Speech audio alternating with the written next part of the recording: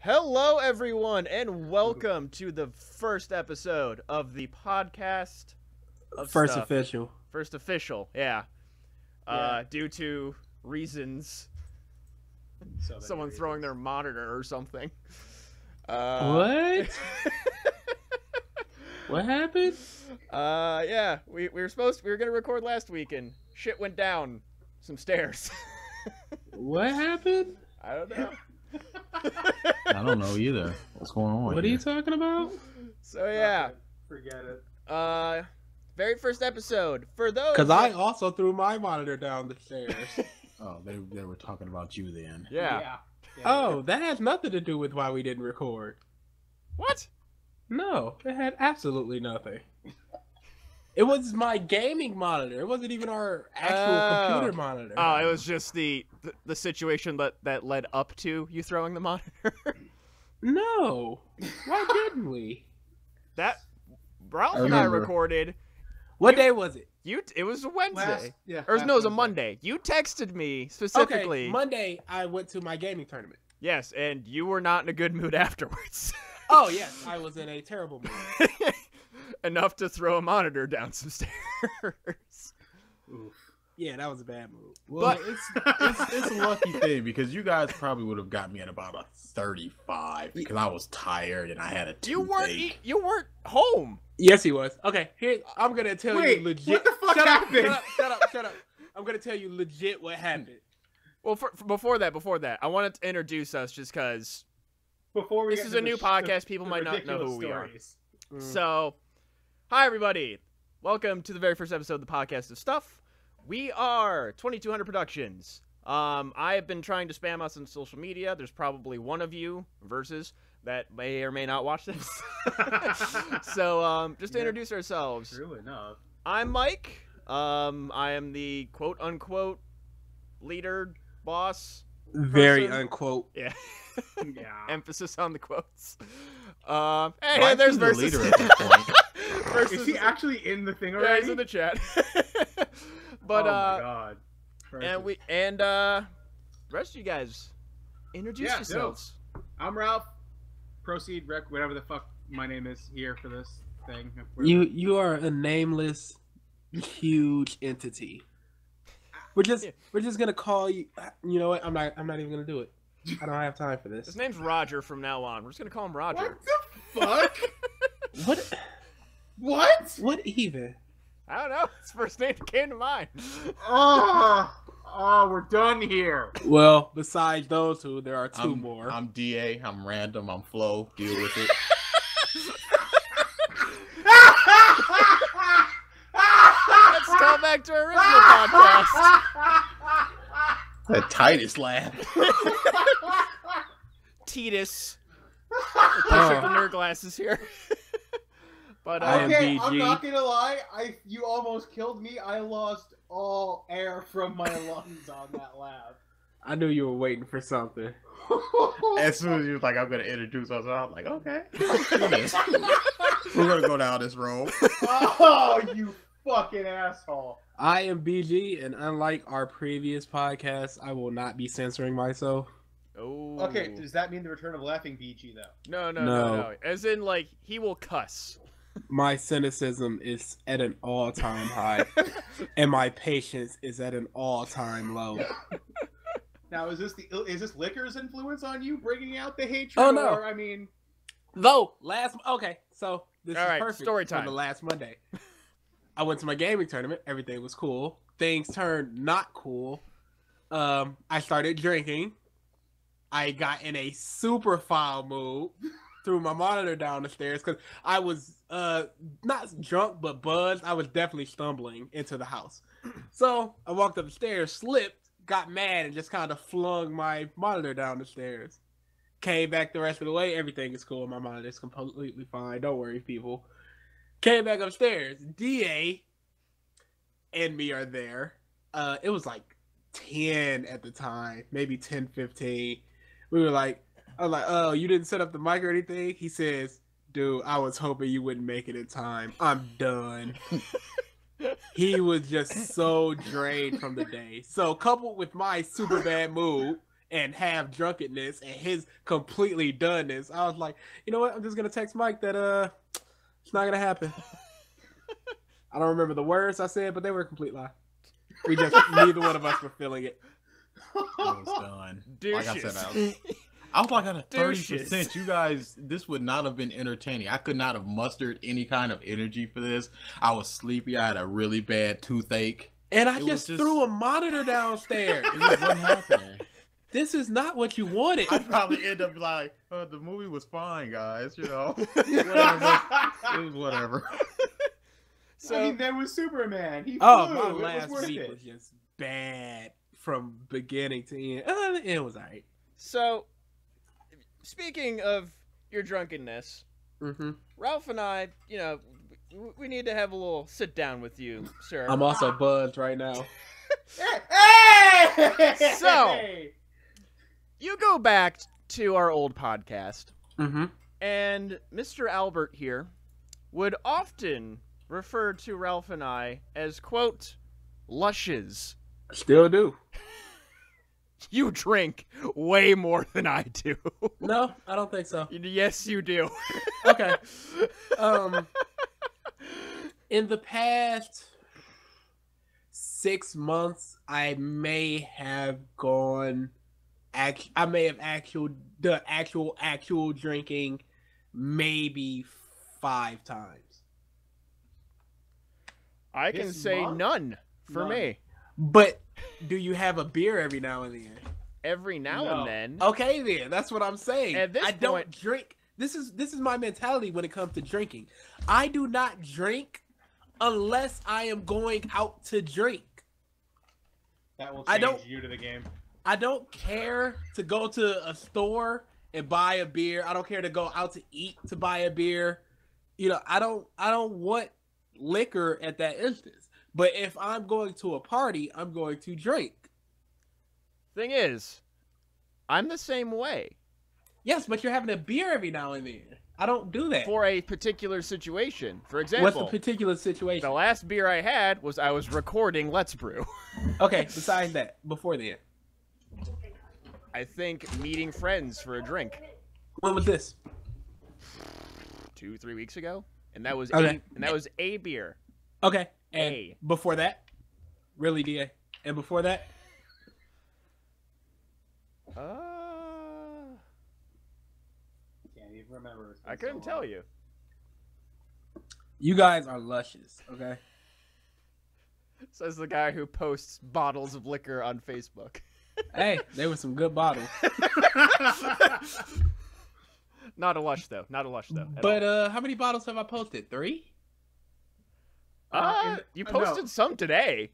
Yeah, okay. I think that brings you to a total of maybe 7 different bottles. It was my friend's girlfriend's birthday / an anniversary of some sort. The other 2 were my friend's birthday, and it was Saturday that bled into Sunday. So those are technically just one. Oh no! That's fine. No, the drinking and the having of fun is fine. It's just that usually people don't post the bottles online. Why not? People post food. Oh my God! Look at my delicious steak that I'm gonna eat. Nobody gives a. But we turn it up, boy. I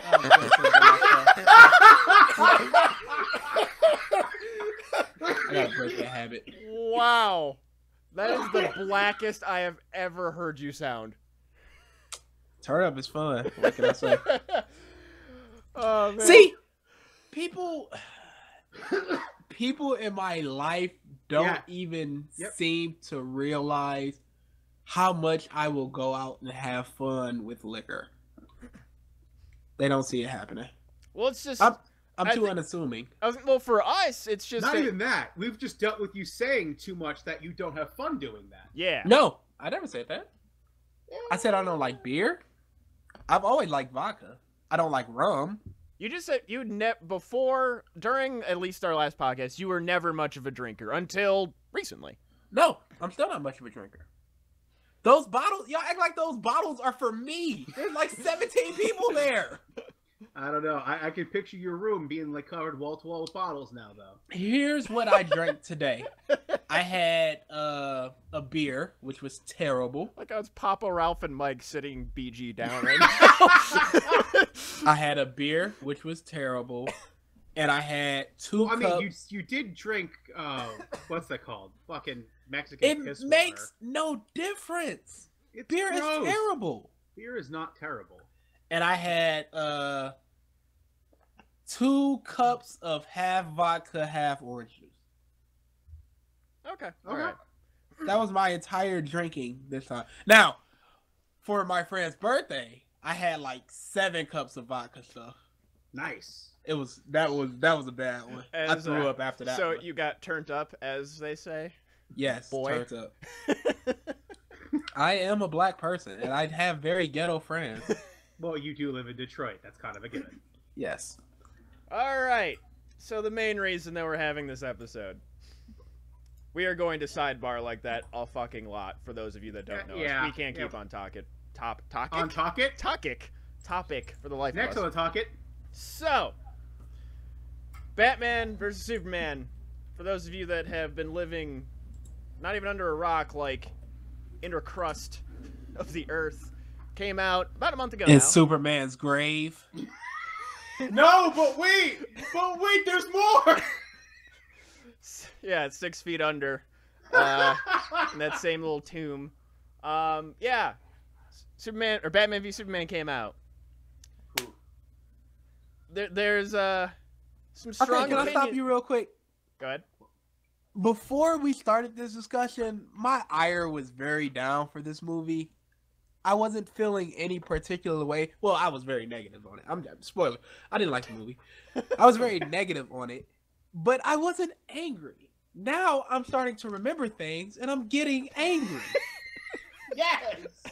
Why did they close up on Lois's head having the ring, the wedding ring, for 7 seconds as he shovels dirt into his grave? Okay, but dude, you're forgetting about that whole scene. It was like a 3-minute bagpipe scene Hold with up. very slow cannon fire and Hold up, the that is bullets something- slowly bouncing towards the ground. And I wanna- there was a whole lot of symbolism. God damn Oh, it. we're being deep.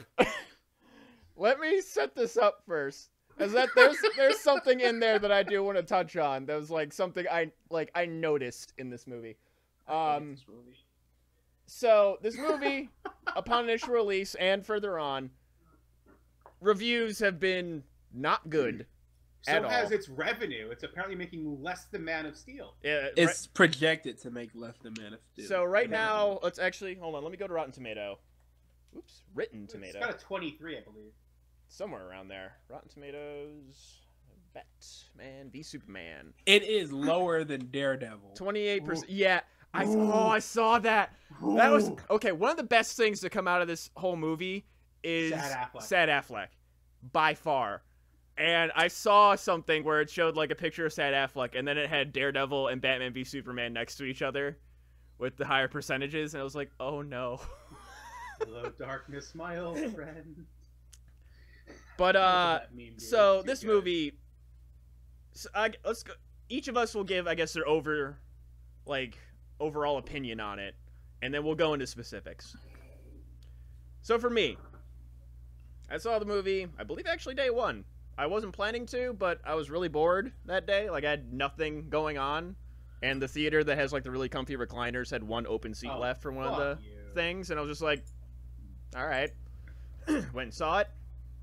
Walked out, and my overall opinion was meh. There's no strong feelings of, like, utter detest, but no strong feelings of, like, that was awesome. That's how I felt until today. How I describe this movie is how I actually also describe the anime Sword Art Online. To me, it was a movie of moments. There were some moments in there I really liked. There was a lot of moments I didn't like at all, and I will touch on those. So, Ralph, your opinion? Mostly the same. I mean, I probably will probably end up having said that there's less moments than you're gonna have, but I mean, all in all, it was just I'm glad I didn't pay for it. I would do not pay for this movie. Shh. Don't. Wait. He could have meant that a friend took him to go see it. Exactly. So you don't know. He didn't mean torrenting.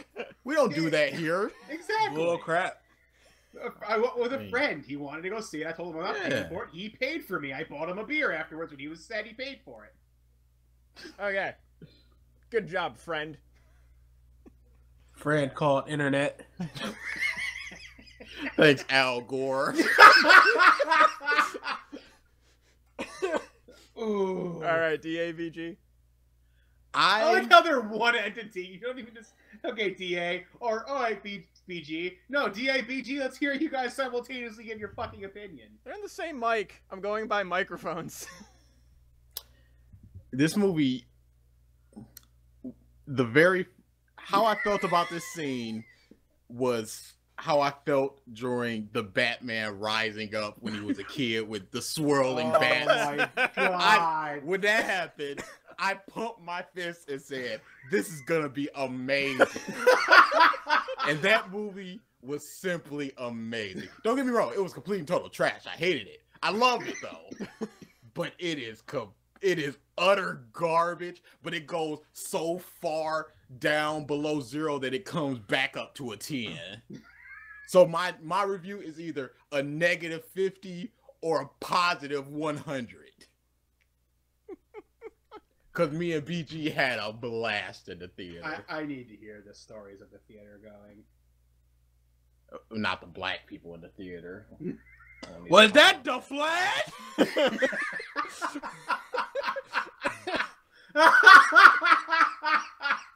Dude, I need This to is hear all not about this. this Yeah, verbatim. Happened. Verbatim. Scene right after the Martha. Yeah, we got it. Right after that, the swirling bath. I was just like, please don't let this be a dream. And it was a dream. I'm like, dang it, he could have just been a flying Batman. He was a murdering Batman, sure. Why can't he fly now? But I was just like, this is gonna be amazing. This is where we're going. This is a roller coaster ride. Let's go. So BG. Well, you kind of gave your opinions already. You said you hated No, it. I will sum this up very quickly.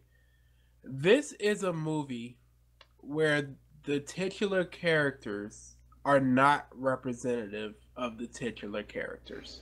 Nope. Agreed. That is definitely one of the things I want to talk about. So actually, Joyless Superman or Murder Batman? What's wrong with that?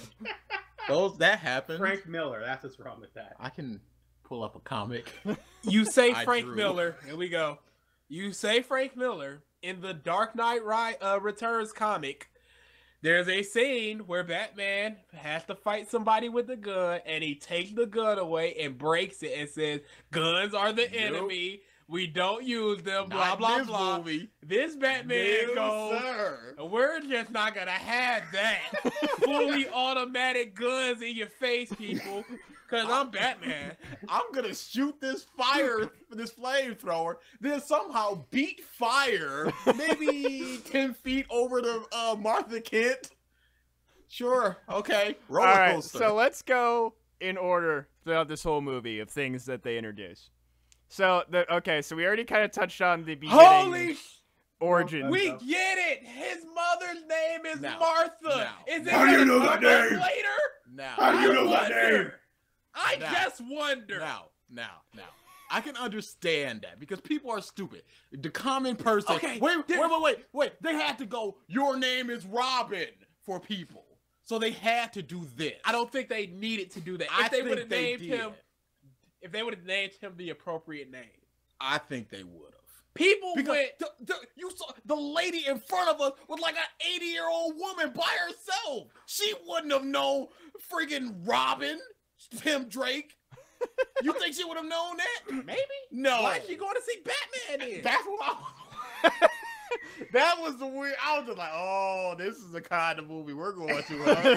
Just an 80-year-old woman. Batman versus Superman, please.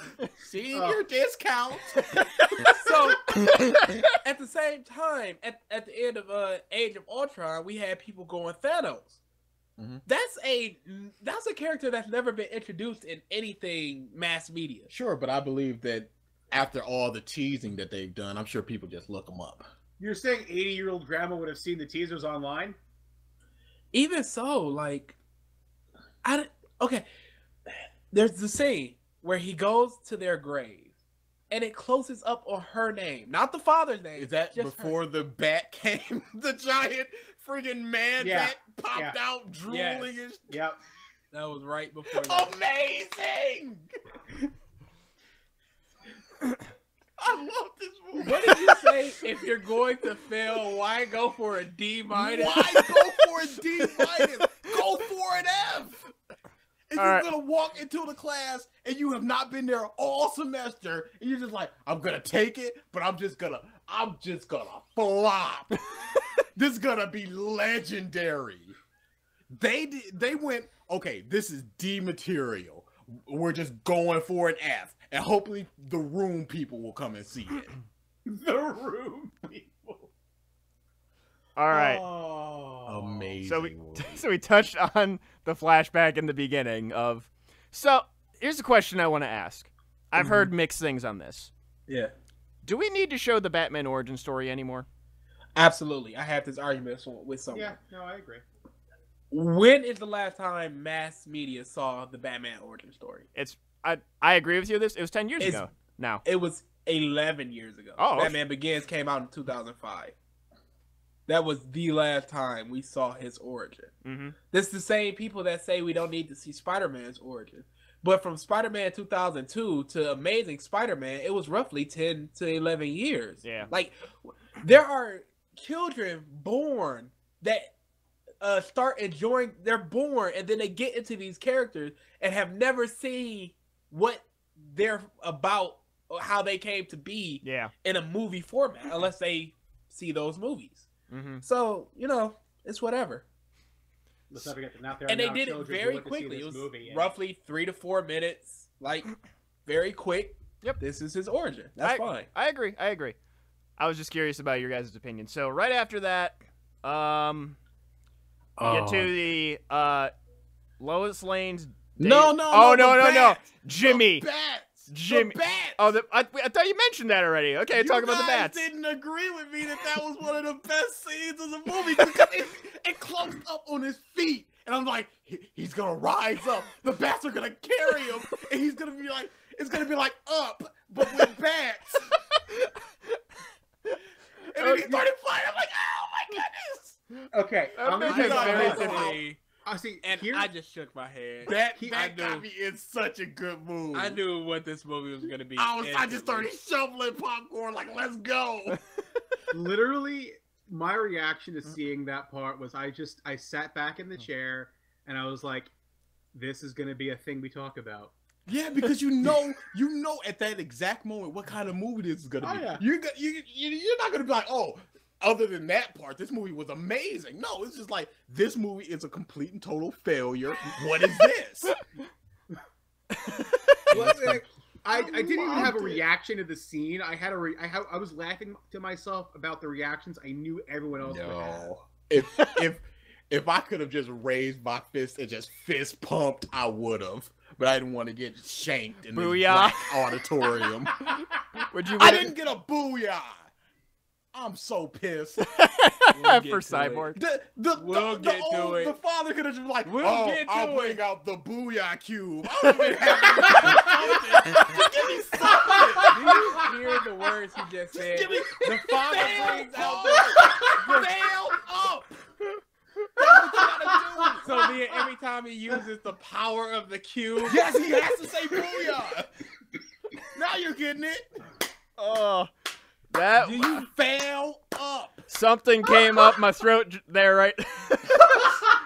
You gotta almost fail upward. So the father has researched enough to know the name of this alien technology, and it's roughly translated into English. Yeah, Booyah Cube. This undefinable word. Yes. The closest we have is BOOYAA. Booyah. The Booyah Cube. Is it gonna be an anagram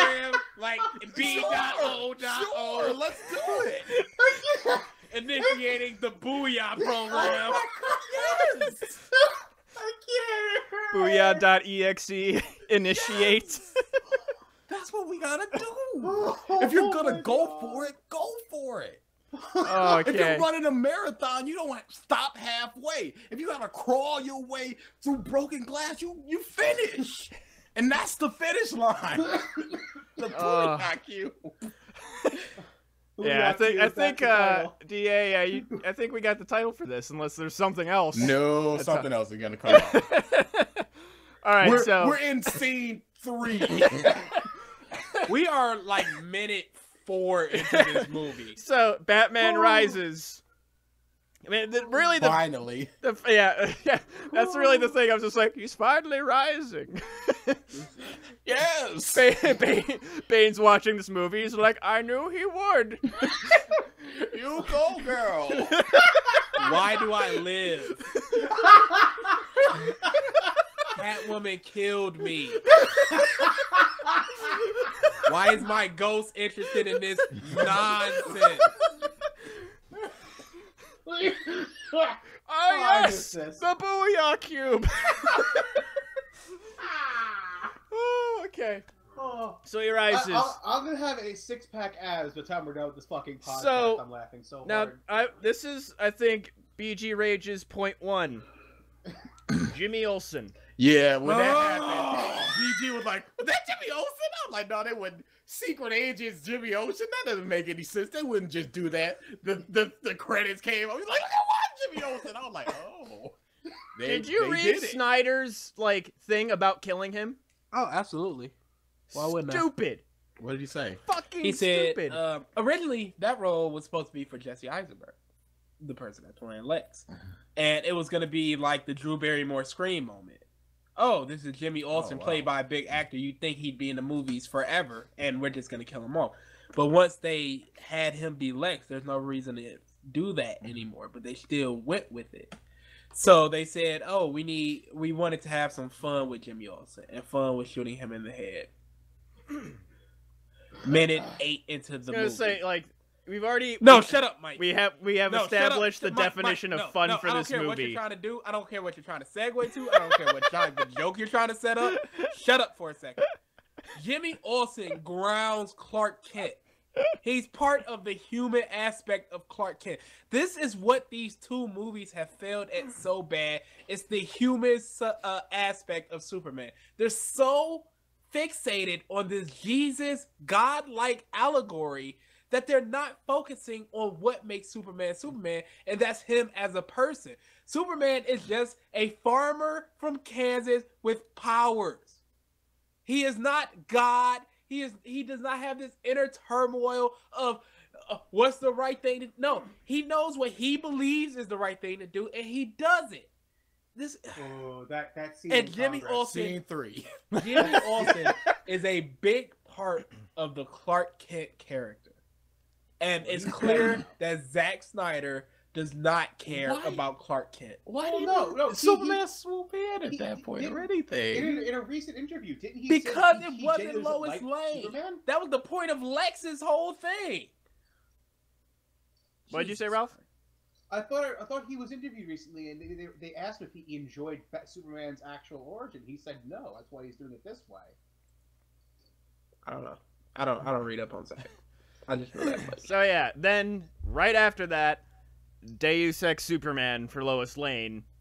Kills the guy. Kills the guy. That guy. Kills Is the guy. That guy is dead. Murdered. That guy is mush. Just murdered. Nothing made of it. He comes out of that fourth brick wall thinking that he's holding his shirt, and it's just a shirt and just a bloody shirt. He's like, ooh. He was messing with my woman. I mean, Bizarro He protects goes- Lois. He goes full speed flight. He hits him with his shoulder and he holds him with his arms. His head is not protected. His legs are not protected. The guy is dead. That guy is dead. He's dead.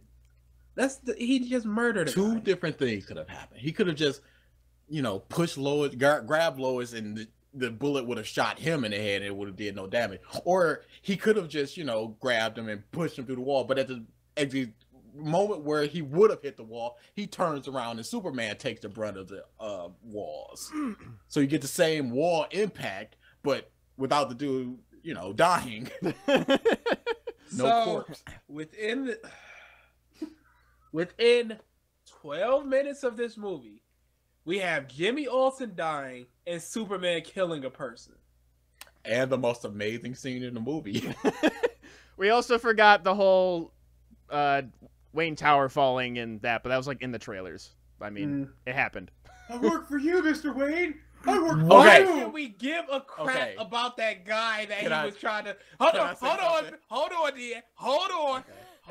Okay. I work for you. Why is as the city is falling around them, Two things I want to say about this. does it take a call from Bruce Wayne for them to evacuate a building? Just look at the destruction. Okay, I think Bruce Wayne is just that harsh of a boss. Where he's just like, one day he was like, I don't care if aliens are coming here. You finish that report. And it's like, there's aliens coming. No, you finished that report. You said it. You heard him. And he had to actually call up like, hey, you guys still there? No. You said Really, so. Mr. I was fucking around. I didn't mean that shit. Now, Leave. I meant the Mexicans. the second thing, I told BG Bruce this. Trump? Is that you? Sorry. At the end of the movie, I told BG this. I was paying such little attention to this movie that I didn't even realize the guy that had his legs crushed was the guy that was legless like 5 minutes later in the movie. That's how little attention I was paying. Jesus. But at the end, I was like, oh, I get it now. That's why he was mad. Kind of. What? Okay, so... That's a big problem. So, I'm trying to remember the next bits of the movie. It's he saves Lois. We could just go on Wikipedia and just... I mean, mostly I think at that point it's just kind of like some different things. I think they established Batman's We back. could just go... What happens is the Because I don't want to miss a second of the this. senators are like, oh, it's an international incident. Can we stop on the senator for a second? Yeah, when we No, get there. Oh, you no, want to do it now? No, you said the senator, so I'm bringing up the senator. I understand that this is a movie. Oh where my it God! is- Are you really going where with it this? is where it is supposed to be very realistic. I understand that. And some people are ugly in real life. They have bald spots. They're fat, whatever. Oh, no. But this is a movie. I want perfect godlike people. This senator had a speech impediment, and that was all I could think of while we were watching this movie. And it was so distracting. Where she's like, Superman, I thank you for being here and taking care of your time for this hearing. And I'm just like, what? Why did this woman get this job? You can pee in a jar and tell me it's letting pee, but I won't behave it. I'm like, why did they get this woman? So there was the international incident, Yeah. and then Superman comes into the. This was No. the most There's stuff part- before that. There's stuff before that. Whatever. I'm on Wikipedia now. Okay. So now why did it's you do that before? Batman is tracking down like that Russian dude that works for Lex. Oh, okay. Yeah, that was a really good scene. Before Spider-Bat. That Where he's just on the ceiling. again, Yes. I was just like, okay, let's go. Now that we're almost there, I'm just gonna say this. There's a lot of things that I require in my superhero movie. Sex trafficking is not one of them. Child molestation is not one of them. Keep that someplace else, please. That's all I have to say. Because But you just said you understand the realistic aspect. yes, Like that's but at the Gotham. same time, where's Penguin getting the big diamond? Where's the Riddler stealing the lady who sings at the Grand Ole Opry? I don't need sex trafficking. No. He was taking on random fucking Russian gangbangers, not a fucking arch nemesis. I don't need it. Why would the cop look up? Oh, agreed. Agreed. That was, just cinematography Just there. why would the cop look up? How do you escape shotgun fire? Simply how? Well, Because he's the goddamn I was Batman. about- No. there we go. This is... We've dealt with this with Rises. I'm not dealing with it again. No, Batman didn't kill them. Batman killed the other Russian guys later with his Batmobile murder vehicle. Well, wait till we get there. So- Keep going, Mike. so yeah, we get he is in the deals with those guys. I believe he goes into an underground fighting ring too as Bruce Wayne and tracks down the one. Yeah, dude. that's a little later. That's later. Lex is trying to smuggle in kryptonite, and then he has a whole conversation. Oh, they found the kryptonite in the ocean. Yeah, just found it. Giant crash space. Okay. Here. Yeah. Why would they even know where to begin to look? Just found it. Yeah. Hey, there it is. Looks like something. It was literally buried in rock. It was encased in what looked like every other piece of rock underwater. But they picked this piece up, brought it up, didn't crack it open, and then dramatically, there's the LexCorp guy walking up like, oh my god, this fucking rock! What would have happened if they cracked it open and it was just more rock? Oh my god, more rock! Could this be? Nope. And then those kids are just dead. Yeah, would have been They're ruthless. would have They're been not gonna- would have been the They're dead. funniest moment in the movie. A movie completely murder of devoid of children. comedy. No, I laughed a lot in this movie. Yes. DA had the ending Okay, well, we'll right We'll get before there. Doomsday. We'll get what to a that. great DA laugh harder than I've seen him I laugh. missed about 4 minutes of the movie near the end because How I did was you laughing so survive? hard. All We'll right. see. Shot in the head. it. All right, so moving on from there, the party. Oh, the party. So, Wonder Woman's intro. Well, I mean, you don't exactly. I mean, people know who she is, but as far as the plot of the movie, you don't really know who she is. Yeah. The whole meeting. Her accent was all over the place. Oh, Yeah. without a doubt. Yeah. And I'm tired of people saying Gal Gadot killed that role. And in a good way, like she smashed it. You could have plugged any woman into that role. That's the Wonder same Woman way was that just I feel about Catwoman, though. Wonder Woman was showcased greatly in a great way. Any woman could have done that. That's just the way I feel. She's got a good voice, though.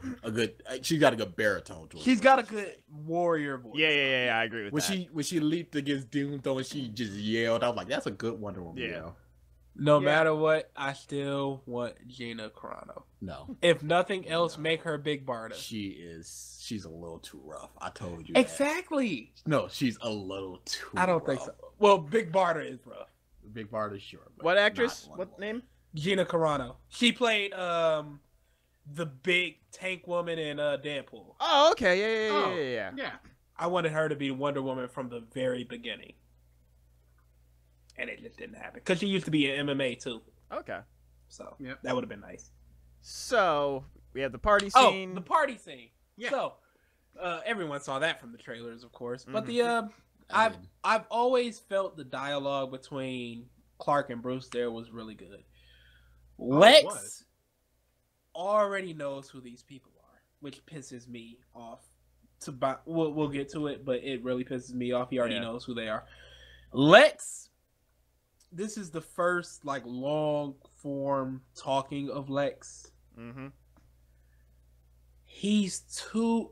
This is the same. DA put it well. This is the same way with the Joker in The Dark Knight. He's a good Lex for this movie, but he's not Lex Luthor. Yep.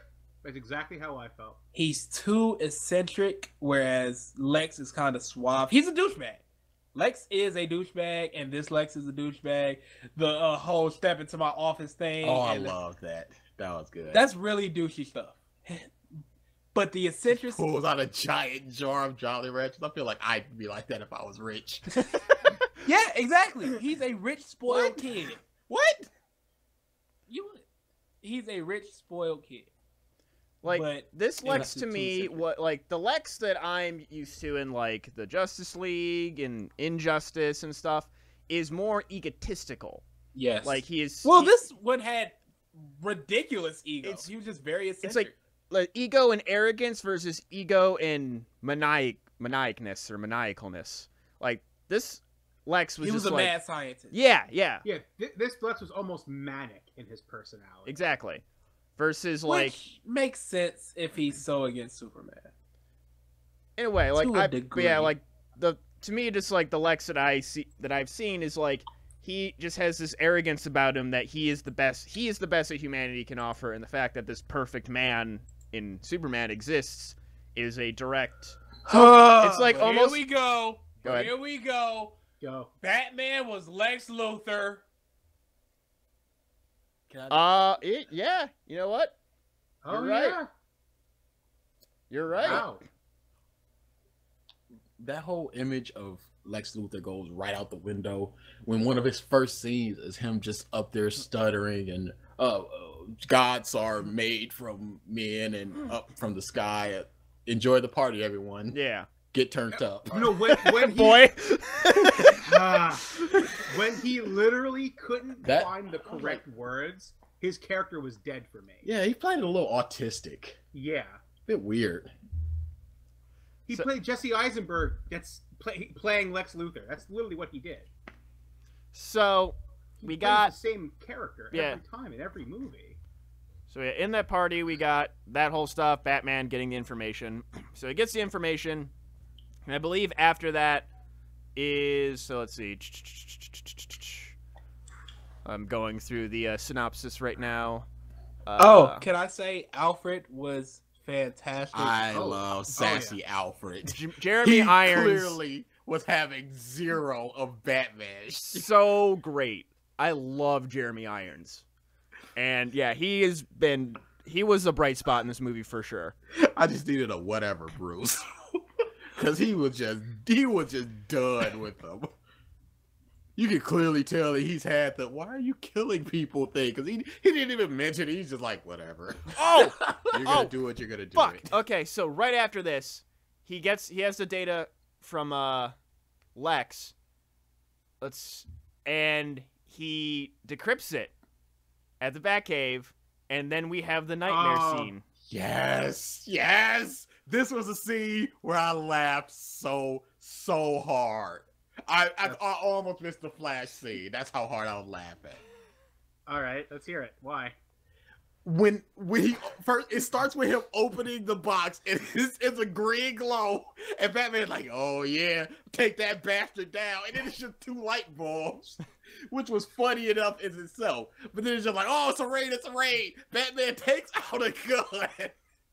He shoots one guy, and I'm like, "Did Batman just shoot somebody?" I'm like, "No, that was a mistake."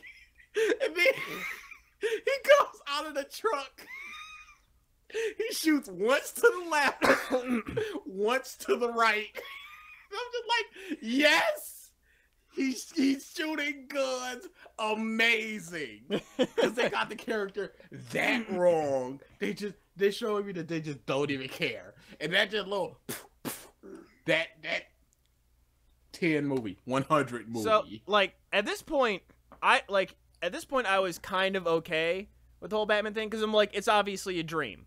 It's like some post-apocalyptic thing.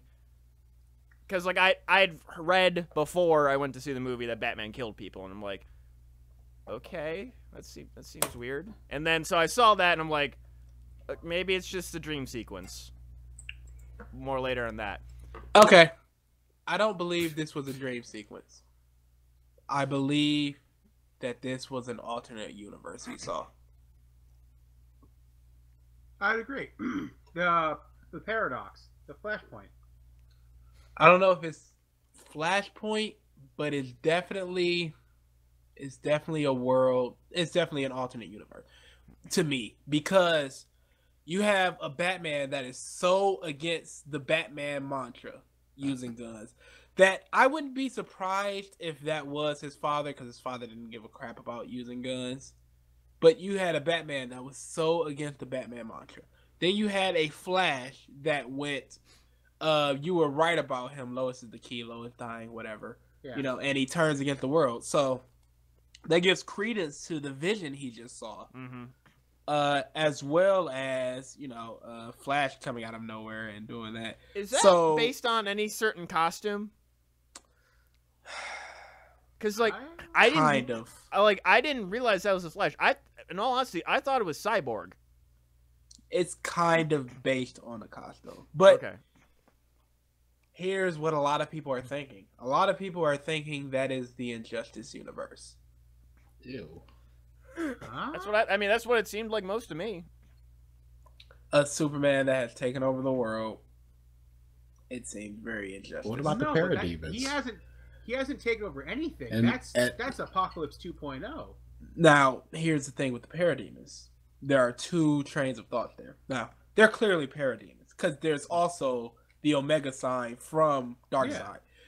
But some people are just like, oh, it's the costumes. They have upgraded tech, and no, they're parademons. No, yeah. The credence to the they believe that this alternate universe is going to tie into Injustice 2, which They're making which may be announced within the next month or two, and then showcased at E3. Oh, cool. And then it would be out 3 months before the Justice League movie. Huh. Interesting. All right. You want to talk about Batman's outfit? Which one? The coat, The overcoat? desert Batman. Oh man. I don't care what anybody says. That outfit was just goofy enough to make me absolutely love every aspect. It was so amazing.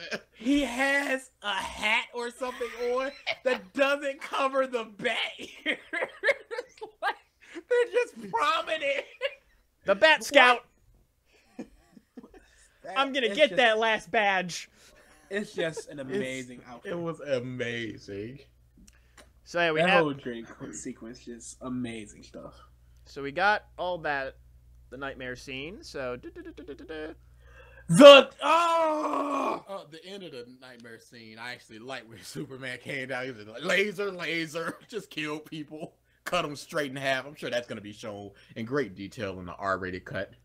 Oh god. Okay, Oh, cut. so Batman Let's hear it. Come on. Batman decrypts what's on the drive. It has everybody's symbol. Okay, wait a second. I thought you were going to say he woke up just as it was hitting 99. No, that's 100. whatever. Okay. Movie crap. No one wants to see That's that. clearly Lex Luthor's design department. He's crazy.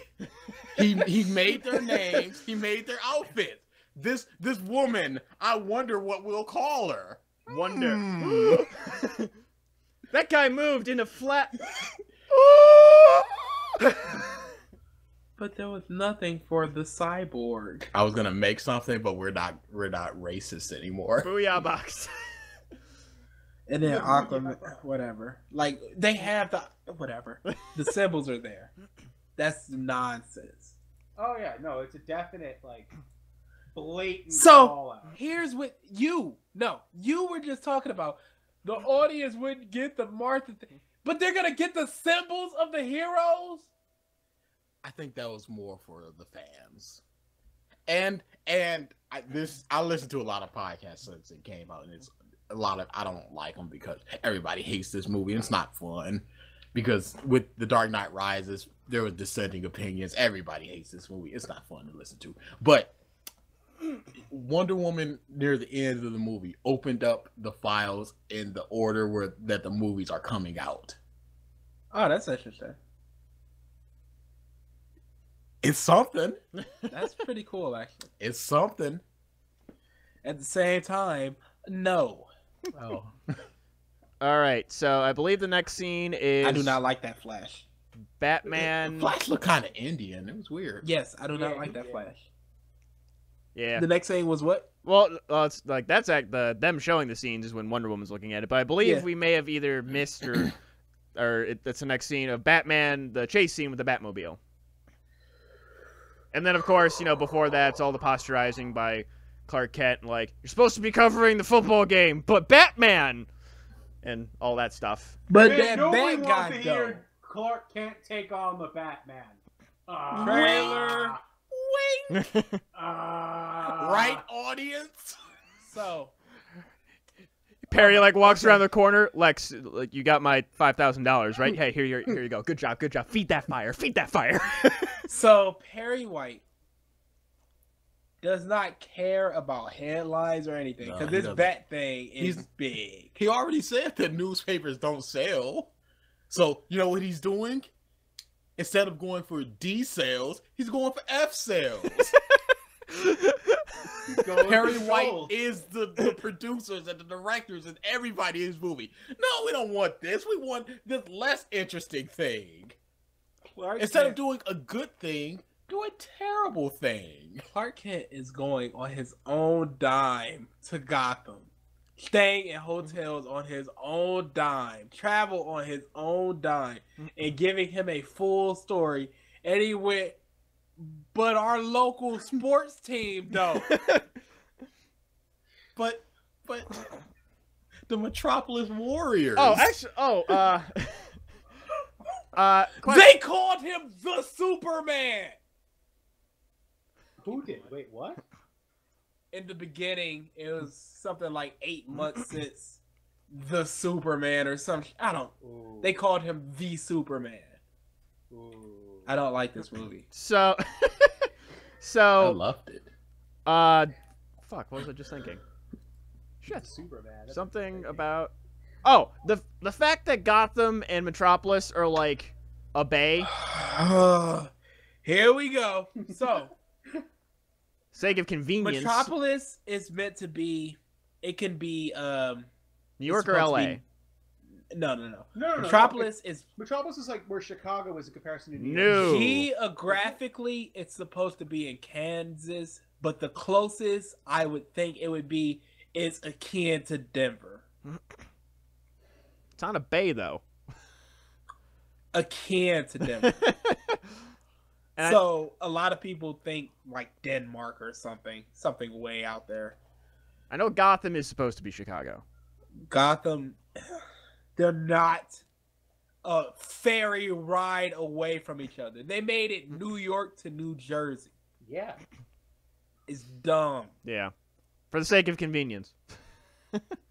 Dumb. So, moving on. Batman chasing down in the Batmobile. Amazing. Where this is where he first, like, alright, he flips that car. Oh, they might still be alive. Grapple. Drag car. I'm like, oh, they're fucking dead. Yes. Like, okay. Ping pong, ping pong, ping pong. I didn't read anything that said he killed anybody. So when he Breaks first, the wire, and then the car fucking explodes into a gas tank. yeah, and me and BG were like, okay, that he's just killing people now. Oh, when one of them smashed into a giant tank, not a tank, a gas It was truck, tankered or whatever. a gas Yeah, truck. tanker. It was like there is no possible way that person made it out of there alive. Nope. Everybody else plausible deniability. That person is definitively dead. Batman has killed a person. Sure, let's go. So, yeah, and then I He believe... just blasts through a car. Like, Didn't it's not- even need to So, because it was there. yeah. Then we have the, he's chasing them down, chasing them down, and then Superman, poof, crash. The Batman is dead. So, I like that scene because he sort of hit the gas like, oh yeah, this bastard's gonna get it. so He's ding! And My he goes car. rolling away. Superman is so interested in stopping Batman that he does not care about the criminals that he's chasing, even though this has caused fatalities and property destruction at this point. It's Yeah. like It's nope, gotta warn the bat bitch. he kicks it and he says, "The bat is dead, bury it. I'm outie."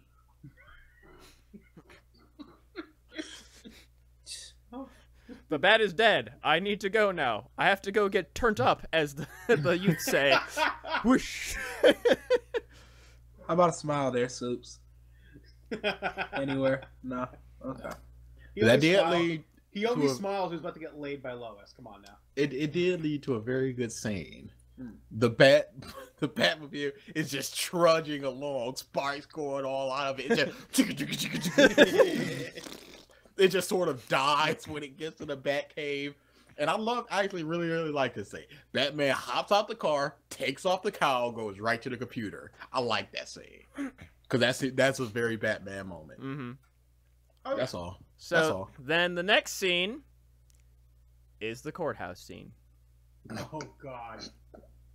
No, So- at this point, we've actually skipped over a lot because I'm pretty sure there's been a lot of cutting back to Lex Luthor. Has Lex already done the whole water Yeah. thing? Yeah. 'Cause- Okay. Okay, yeah, we missed didn't. his whole We diatribe in the center. didn't even talk about that because that seems like this movie was supposed to be 3.5 hours, and a lot got cut out from that. That whole Krypton gobbledygook water abomination garbage. I understood very little of that, but like I said, I wasn't paying attention. So this is something that got brought up to me. That's just like, oh yeah, that would make sense. So Lex Luthor takes like the time to slice off Zod's fingerprints, but later on, he brings Zod's body. Why didn't you just do that in the first place? He got it there on his own somehow. So it's not an excuse of I couldn't carry him.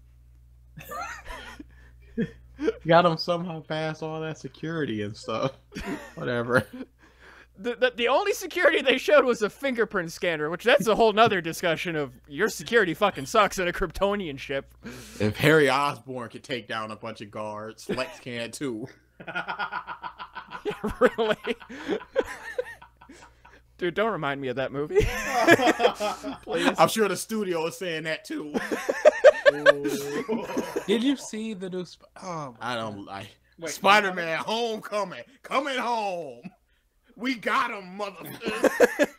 Wait, that's Spider-Man, suck our nuts. That's what it should have just been called. Spider-Man Bofa. Spider-Man out of the foxhole. but Sony though. Oh, was it? Yeah, I didn't know. I don't Mutants care. are Fox, dude. Mutants are Fox. Whatever. Just have it all in the same place. Shut up, everyone. Fox, give Marvel back Fantastic Four. Just stop it. Oh no. They got one more in them. They got one more of them, dude. Come on. Just stop it. I understand why they don't want to give up the mutants, but give up the Fantastic Four. All right. So the Congress scene. My question is this. Hold on, before then. Go ahead. Lex had that discussion with the senator. There were very Lex moments in there. When it's like she's not giving him the permit and all that. Every discussion he had with her was a lot of Lex in there. It's just he's so eccentric. When he was trying to be intimidating, he kind of like channeled Lex Luthor. When he was just being Lex Luthor, he was channeling more Joker than anything else. So my question is this. I don't believe that's an app. And I have a follow-up question to your question I know that you're going to ask. I don't think every eccentric villain can just be like, oh, he's the Joker. That's not their eccentric. No, villains. just not being a Joker. His stuff, like mostly everybody talked. It was like the stuttering, like, oh, what's the word for this? What's the word for that? I kind of just got more of the not God, what was his name? The Nolan movies. Heath Ledger? I got more Heath Ledger's Joker from that than anything else. No, Max Landis. Never mind. So you guys wouldn't. My question is his aide dead? Yes. Oh yeah, she's dead. And like, isn't That's- she? He killed Mercy. What the? Yeah, I was gonna That's say not she's the like an question. important character in the comics, right? Oh, so is Jimmy Olsen. Well, that's true. But That is totally not the question that I thought you were going to ask. what was the question you thought I was gonna ask? How did he get the pee in there? How? Why did none of the other judges next to her go, is that piss? You drinking piss, Senator? Why did the bomb not set off? No, we're still talking about the pee. That was some dark pee. Was he? What was he doing to have his pee? Eating that dark? jelly beans. Say Jolly Yeah, Ranchers something. and Scotch. That's like You that know? is his entire diet. All that handling of Kryptonian tech and Kryptonite. Just kryptonite. So That was okay, some- the whole thing with how'd he get the piss in there? So, like, the label was turned to, like, the right. The senator to the right should have seen that. Yes. Just, like, looking over, it's like, what the fuck? Somebody should have smelled it. That's what I'm saying. Because that was clearly, when I pee, I can smell the pee. You might have problems, but that's an entirely different discussion. Yeah, you might need to go to a doctor, friend. What are you guys talking about? Now, if pee sits there a while, you can smell it. I mean, there's blood in pee, right? I mean, right? Everybody pees blood, right? Everybody, when they pee, their penis makes a whistling sound, right? That's just normal, huh? Oh, no. All right, so... Everyone has 3 holes, right? It's like a shower curtain. I'm in a shower. That's that hole. All right, so, yeah, the whole thing happens. So, hold on. How does he get past metal detectors? That chair was specifically made to get past the metal detectors, obviously. The bomb! Lead. It was encased by Lead is a metal! It's not talking about Superman. We're talking about government security. Yes! There's metal detectors. He's in a government building. How does he get past that? Wheelchair, I guess. How do they not check the wheelchair? With the guy clearly hates Superman. He gets Superman in a room. You think something might go down? Movie. Plot device. And it was such a bomb of such magnitude, that it took out the entire building. And Superman just stands morosely in the fire. Oh, man. I'm gonna get in trouble. Gosh darn it, the president will never talk to me now. It was just so sad. I couldn't even say one person. How did Superman? What the? This is garbage. Because it happened as soon as she was about to talk. The senator got her mumbling mush mouth. Okay, so the thing I would have, like, that could have the moment could have happened, the blow up, whatever. Give him a chance to speak. Let Superman be a character. There could have been a whole speech about, look, I know what happened 8 months ago with the whole Metropolis thing. I tried my best. But what you need to realize is, boom. Well, it's like either that or just like have him kind of swaying the people, being sympathetic towards him. It's like I'm trying now, and like and then boom, just literally like he sees like he's winning people over, and then it literally blows up in his face. Look, you guys, I'm about to use one of your Earth slangs. I'm the bomb. Oh no! Poor choice. Is that gonna happen every time I say that? I hate you, Superman. You know what, Lois? I'm the bomb. No, Bruce, she's the key. You did this, Bruce, somehow. All right, so that happens. But then, like, then he does another un-Superman thing. He just fucking flies away. And at this point, I went to go refill my drink. I was, oh fuck. And I came back, and Pocket was just on the screen. I was like, what happened here? He was like, nothing. Oh, the next thing. Superman's dream sequence on the mountain. Yes. Before we get to that. Okay. So, at the very beginning of the movie, there's a montage of Superman saving people. I was just about to bring that up. I was going to get to that later because I had a thing on that too. But part of the Superman mythos is seeing the people, interacting with the people after they're saved.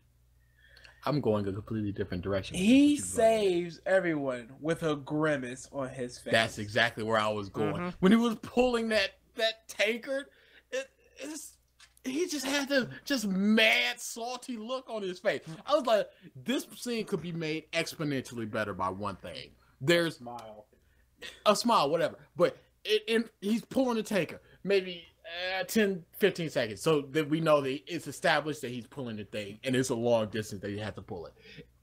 In the distance, he sees, I don't know, a penguin or a polar bear or something. And he sort of stops what he's doing and sort of, moves it out of the way of the giant tanker and then continues to pull it.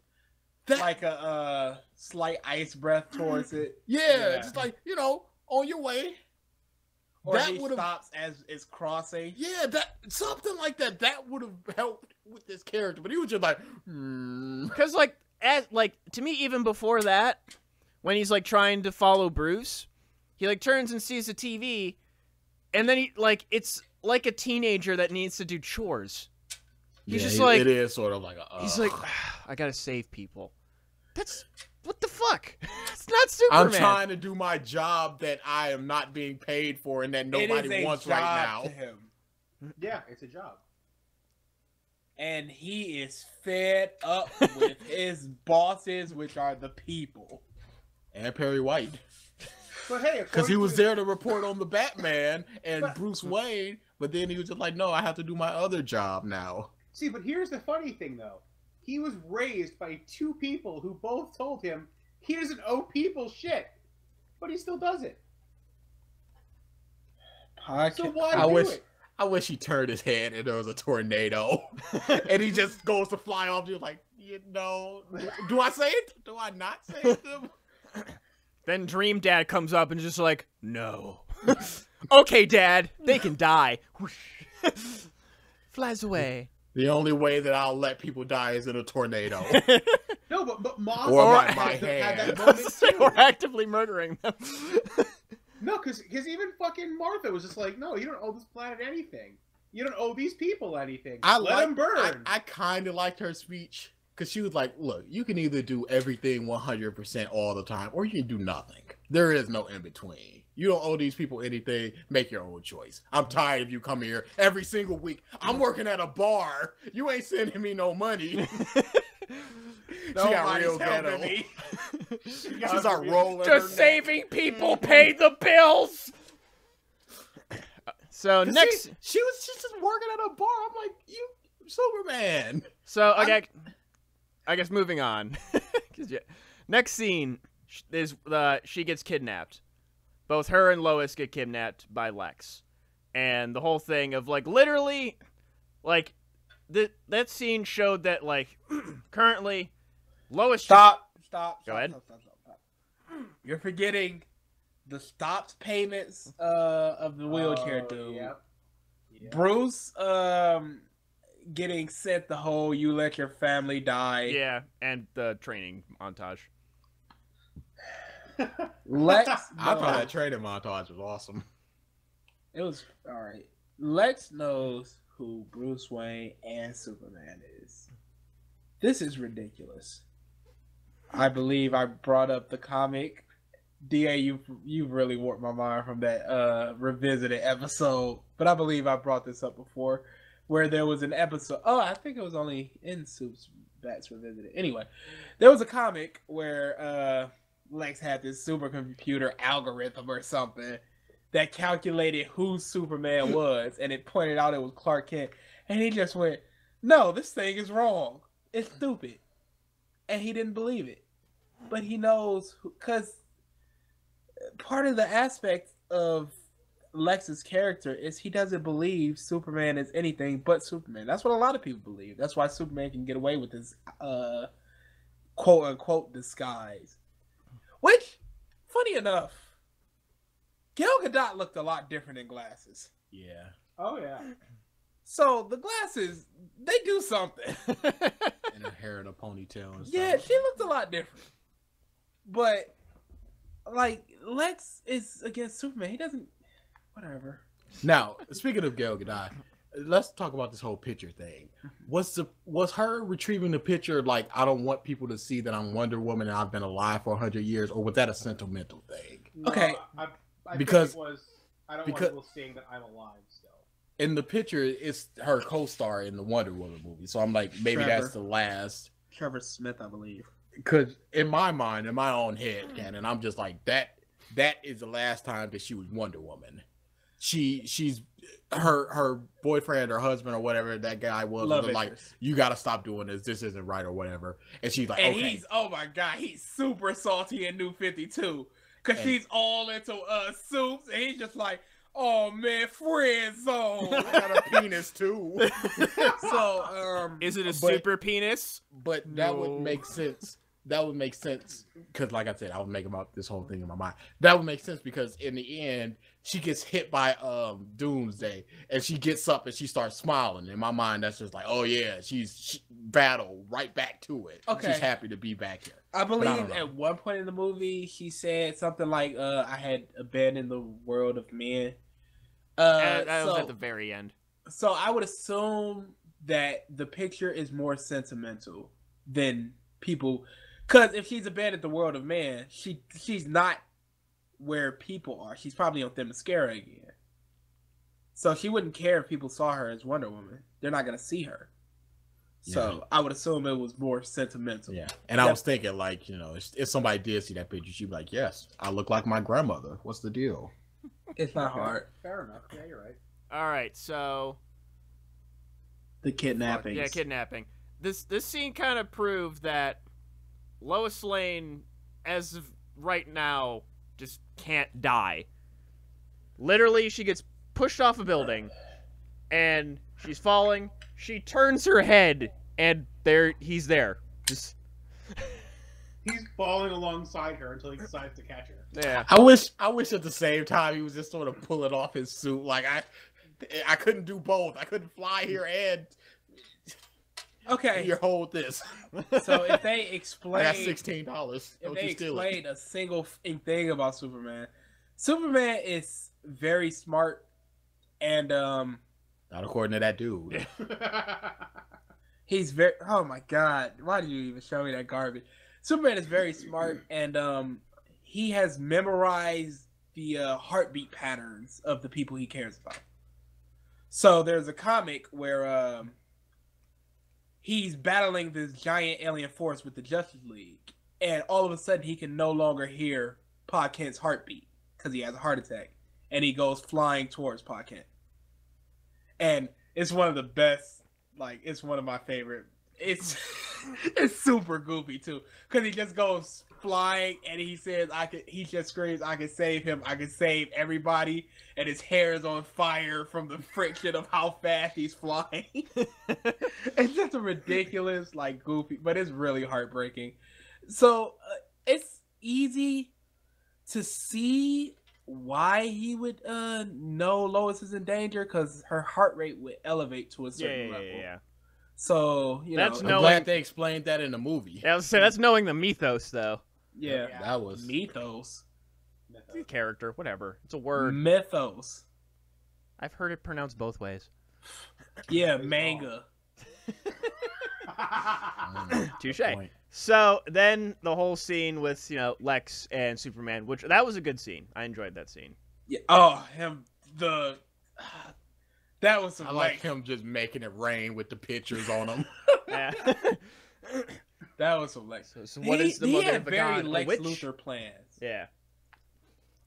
And then, at that point, Batman has as the armor lights the signal. Made a spear. Oh, Jesus Christ.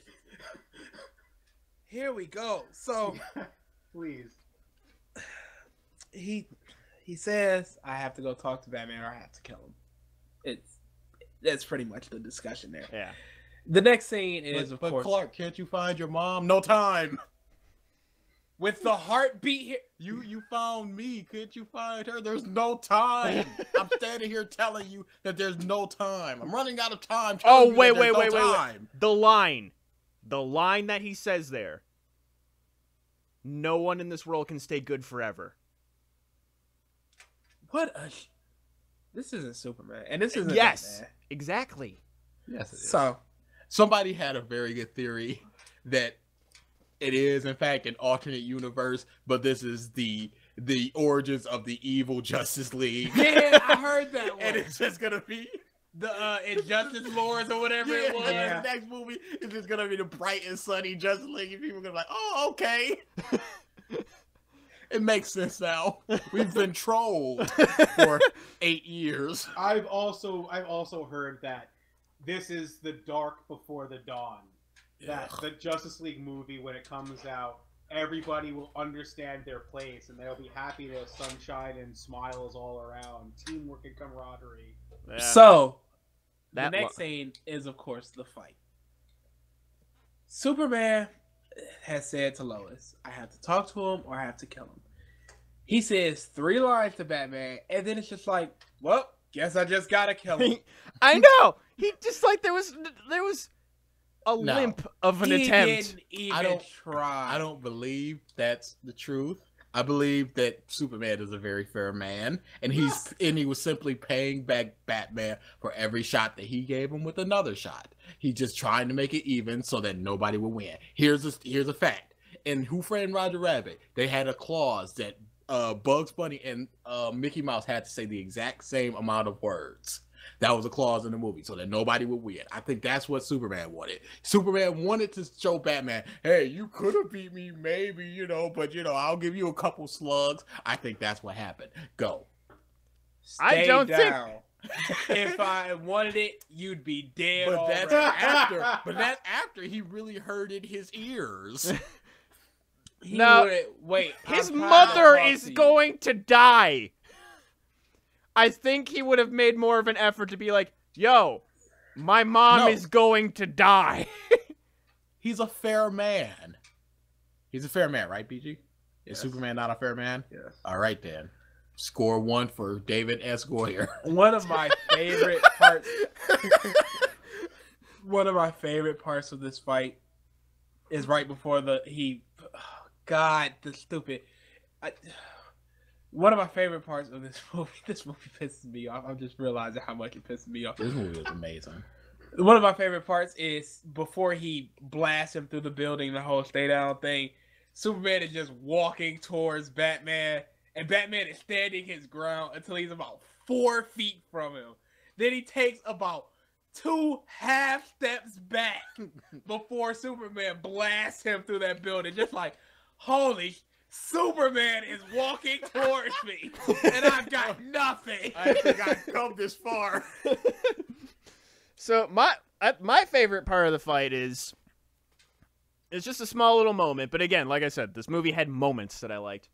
Is he gets hit with a kryptonite grenade, he's like weak and whatever, and Batman, like, they're in the building, he's trying to fight, and then Batman starts delivering punches to his face. It's like boom, boom, yeah, tink, and they slowly stop working. And he just looks up, and it was like, oh, that was pretty cool. Aw. Did you have something to say to me, Superman? Now's the time. So, the kryptonite grenades. Yes. Fine. Whatever. Superman, as far as I know at this point, does not know about kryptonite. That's fair. So he's just like, I'm catching this bullet. It means nothing to me. At that instant, it ejects some type of poison or whatever that clearly renders him powerless.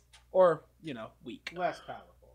So, once his powers are coming back, he sees Batman reloading a gun. Very slowly. Very slowly. It's a very delicate operation. And you can't screw this Superman, up. being faster than a bullet, flies head first into Batman firing this gun. Superman is so fucking stupid in this movie. Now, That's one. I have a question. Why didn't Batman just make kryptonite brass knuckles? He knew he'd be punching him. Instead of the spear. Because Spears are fucking awesome. Because there's a chance the suit could have been damaged and those knuckles could have been removed. I don't. How he's gonna touch him? Think of it like this. When would he have a chance to hit Superman with a punch? The first blast of kryptonite, the gas. Okay, you're talking about instead after of the gas. spear. I'm saying instead of the spear. Oh, instead of the spear. Because he's looking to kill Superman. Yeah, but you can beat him to death. He doesn't want that. He just wants to kill. So, But why didn't he just go, I'm gonna cut your face? You're Yamcha now. So, end of the fight. Batman, for all intents and purposes. Are we just skipping over the fact that he hit him with a sink. Are we just forgetting that part? Are we just okay with that? Are we just That's what you said with the whole Batman coat. And the are and we the just desert cool scene. with it? BG just turns to me and just goes, when Batman comes up with his cape, his whole big old coat and his hood and his hat. Are we just supposed to be okay with this? And I laughed.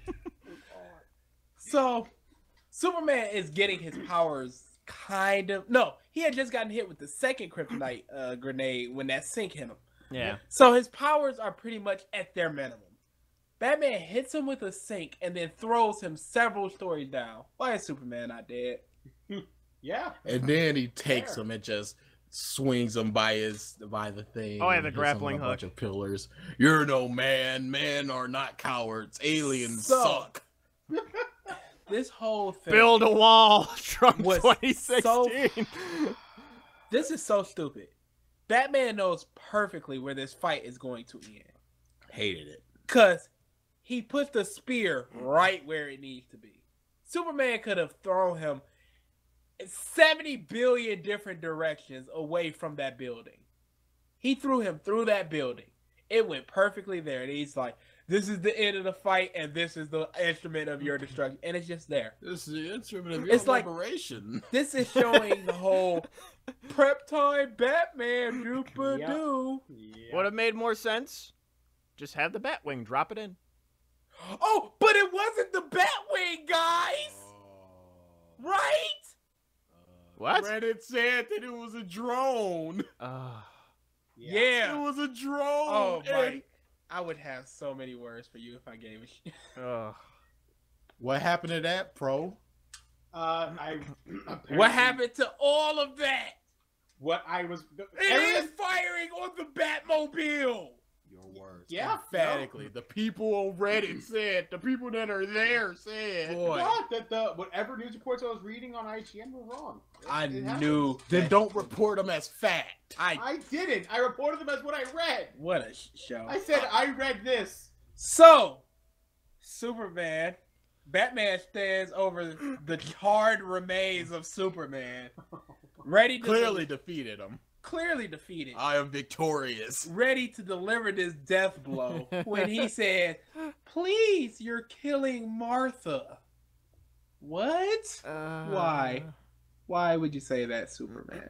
And I said, as me and BG were talking about it as the movie ended, he should have been like, the ramblings of a dying alien, and just stabbed him. So, Whatever, alien.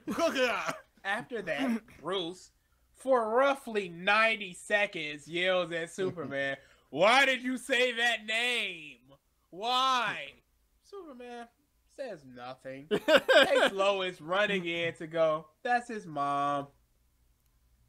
Then it's like, oh, bro, our moms have the same name. Want totes be friends? Oh, sweet. I'll go save her, brah. Now, Yeah, people what joke about that, but clearly it's a deep psychological issue for Batman, and he needed a feel-good moment of saving Martha. Yeah. He projected his mom onto Superman's mom. So, It is what it is. yeah. This movie is garbage, though. So, I told you guys from the very beginning, there was no way Batman would not beat Superman. Literally Of course he was gonna beat Superman. You knew I that from said the there beginning. was no way that Batman would not maul this You man. know what I thought it was going to be? I thought it was going to be 3 fights. One, Superman would definitively win. The second one, Batman would definitively win. And the third one, it'd be neck and neck, and then somebody would stop it. And it'd be like, who knows? But I gave it too much credit. well, I guess if you count Batman it- running into him with the Batmobile the first fight. If you Oh, count the he three was in- clearly shook. He was just like, you know what? If I'm gonna die on my feet like a man. I mean, yeah, if It's you count- over. If you count every instance they're on screen together as a You ain't quote-unquote alien. fight, and yeah, that's essentially what happened. The first fight, Superman dropped the mic on him, and he just flew away at the time. I don't care how iron-willed you are. If you see a man rip the doors off of your car and fling them as if they're tissue paper, you're not gonna stand up like, I'm a boss. You know, when he's about to fly away, you don't go, do you bleed? You don't start talking trash to him. You don't antagonize the man that just kicked your car, crashed This it. dude is allowing you to live. He literally said, this is mercy. He is considered this mercy. He could literally kill you by looking at you. Every second that you live is by my hand from this second on. There's a gif that goes, do you bleed, you will, before he flies away. And then Superman flies away and it goes, holy shit. Just Batman looking at Superman flying away. And that's the way it is. You're looking at this guy fly away from you and you go, you will. Did you see that, Alfred? Master Bruce, you don't want none of this. Alfred, you saw it. He ran away. We own that paper. The Daily Planet Superman ran away. I won. Alfred, you see that? Yes, Master Wayne. I can smell your shit-stained suit from here. Mr. Wayne, a change of diapers is in order again. So, next scene is Batman saving Martha. And I will say that the best scene in the movie. The best scene in the movie and the best Batman action scene I think we have seen in cinemas. He fired guns agreed. and he potentially killed some people. No, he didn't shoot. Oh, he a gun. definitely No, killed the he dude with the killed people. flamethrower. Like that's a definite. But No, No, there was a guy with a grenade as well. He threw that grenade back at him. Yeah, He's I dead. forgot about Yeah, the they're grenades. dead. Yeah, they're dead. But That's Firefly. No, he's not dead. Oh yeah, Firefly's dead. No, that's Firefly. Yeah. He's just horribly maimed. But there was some Because other guy his in the whole room with origin him. is. There was another guy in the room with him that had the gun. Okay, yeah, he did. Yeah, he's But Firefly, He did, too. his whole origin is he's burned up. I can see That's that. how it happens. So- that's his origin story right there. I wish as he had the gun and he was about to shoot the flamethrower. You know, do you burn? you will. boom. That would have been amazing. But so like there's how much of the arsenal that he used in this, how he fought, and just like certain things like the suit, like fuck, like he got shot in the face and it didn't do shit. Like that was a very comic booky moment The that knife to the neck, the cowl protecting. yeah him that from the I knife. enjoyed. And just like, he used the grappling hook to effect. He used the batarangs. He threw bombs on the guns. Like, to me, He felt... judo flipped the guy through the floor. It felt like the Arkham games. Yeah, he clearly took some inspiration from those free-flowing combats. It was definitely the best scene in the movie by far. And the one moment in the movie where I chuckled. Levity, yes. With Martha Kent. Yeah. You're his friend, right? It's the cape. Yeah, the only moment. Oh, you should have been there with DA then. He was Well, his best laugh is yet to come. See, no, the thing is, though, that's not me laughing at the movie. That's me laughing at DA. No, he laughed at the movie. Like I said, I enjoyed this movie All right, immensely. then next maybe scene... for the right reasons, maybe for the wrong reasons. Also, okay, going back, we kind of missed a little thing. So, human plus Kryptonian equal Doomsday. Sure.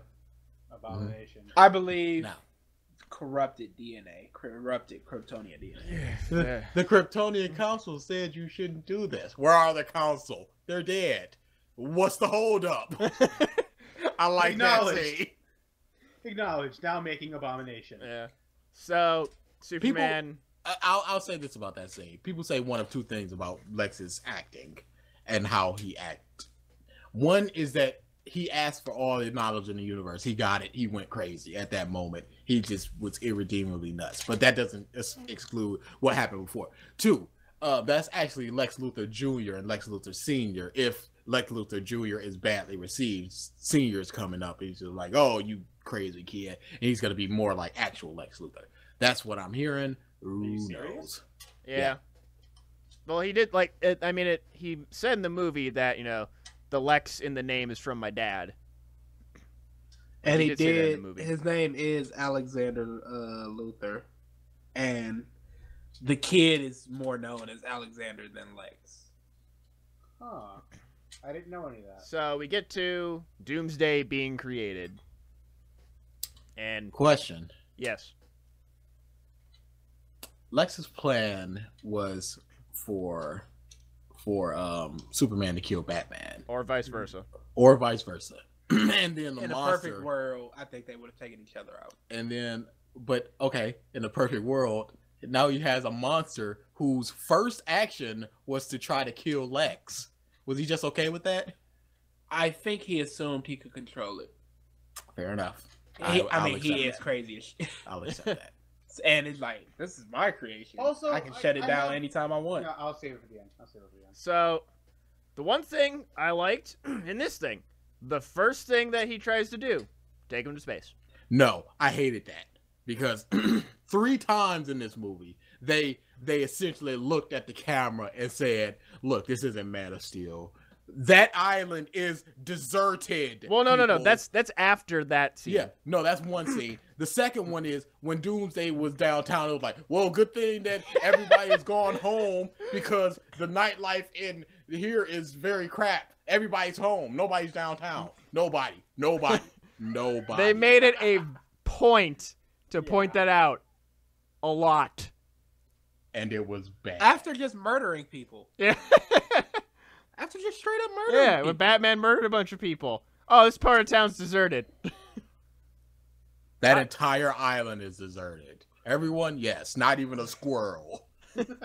We promise. Now, I don't have a problem with him taking them into space because I don't know if Superman could think of something to stop this creature. That makes sense. So let's put him in space, maybe fly him super far away. And I don't know if he thought Doomsday could fly or something, but just something beyond the sun, like maybe that will work.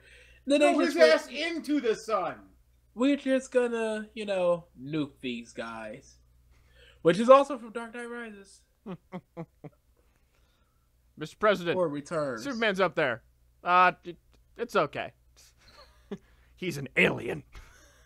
Do it. Don't like those So- in my country. Damn it. This is Yes. Trump's America. Oh, God. So this Oh. whole fight was, let's give Batman something to do, Something, anything. cause he has no purpose. He draws him away from the population to the Yeah, abandoned sure. island. No. He draws them to the population because he landed at the unpopulated island because he dropped down and it was like, oh, that's the whatever island. It's unpopulated. They said it. He took him from an He took them unpopulated. into the city. He took him from an abandoned island Oh, to he's an unpopulated pier. He was drawing Yes. him to the spear. That's what he was doing. Sorry. But Why wouldn't he just go grab the spear? No. Because Exactly. Lois Lane had to magically, without anybody telling her, go get the spear. Because nobody said anything about go getting the spear. See, that's okay. Again, Lois is smart. So they know that's the abandoned Kryptonian ship. And now they see this giant monster coming out of it. The first instance you would think of is this is a Kryptonian monster. this is So the Kryptonian. same things that affect Superman would affect it. And clearly whatever Batman used hurt Superman. So But- it makes sense to but go grab that Did thing. she see it? Did she see what? Yeah. The monster. Oh yeah, definitely. It goes to punch Lex. He flies into space. It crash lands on the island. Batman shoots at it. And then it cuts to Lois. There was a giant EMP. getting And much then like I think it's running toward. Kinda like that. I think it's running towards. I didn't like it because it did that every time it adapted, and it's just for destruction porn. So he gets to the everything. abandoned warehouse area. Doomsday. Holy! Go ahead. I'm sorry. I gotta go back to something. Go for it. Superman has supervision, X-ray vision. Batman throws a smoke screen, and he's like, "Where's the Batman?" Did they establish that this Superman has X-ray vision? Yes, he had it In as the a last kid. movie. Yeah, and Yeah, and you're right. You're one of right. the first things he got when he was a kid, remember? What a show! So No, it's not. Batman's stuck in jet, and that's when Wonder Woman makes her debut as Wonder Woman. And the music cues were not the greatest. In this Is she Not with at you? all. I thought she was with you. You sent an email to her, douche. You And then- saw the picture. So Douche. then it's like they're all standing together, and I was like staring at this scene. I'm like, this is the most unearned thing that I have seen in theaters. There's Okay. no build up to this. Okay, so we skipped the Files Whoa song. Oh yeah, with the hammed in Justice League stuff. It would have been so much better if that was an after credit scene Yes. Yes. of Batman looking at it. Yeah. No, But- but then that would have killed his entire ending monologue to Wonder Woman. No, because he's seen it before. Maybe it would be because it was Wonder Woman looking through those things. Yeah, So okay. Batman already But looked at it, and then it's like he sends an email to Wonder Woman. It's like I found something. No, here's what it could have been. Because, he needs his whole after credit, his old ending monologue of there's more people out there and we need to find them for threats, whatever. Here's what he does.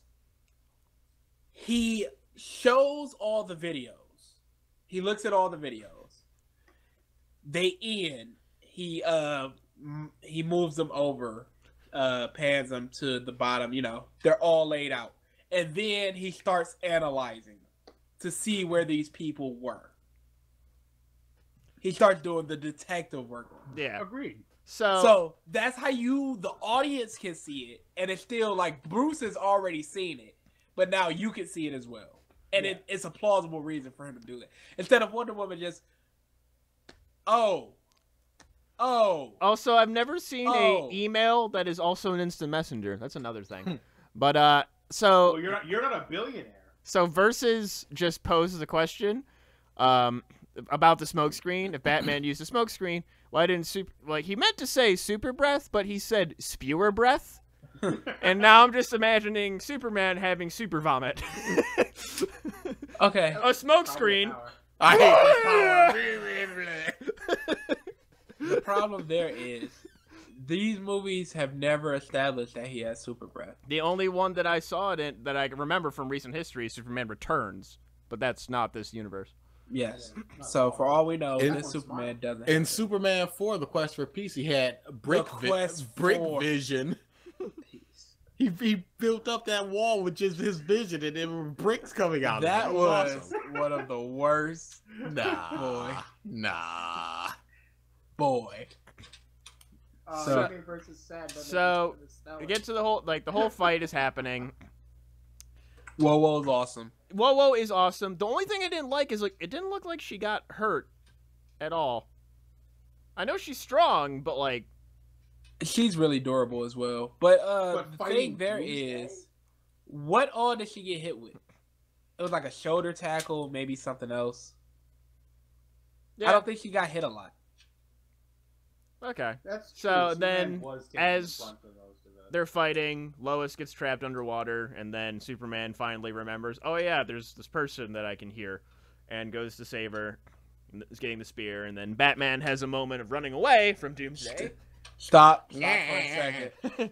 This was DA's third complete laugh. And the best part, Superman, he grabs Lois Lane out of the water. They don't say anything. I like that scene. He dives down into the water. There's maybe 15 seconds of Lois going, and then there's Superman slowly floating up to the top of the water, Face down. face down, and Lois like, oh shit! And she goes to grab him, and then just look at that made me laugh so hard. Hilarious.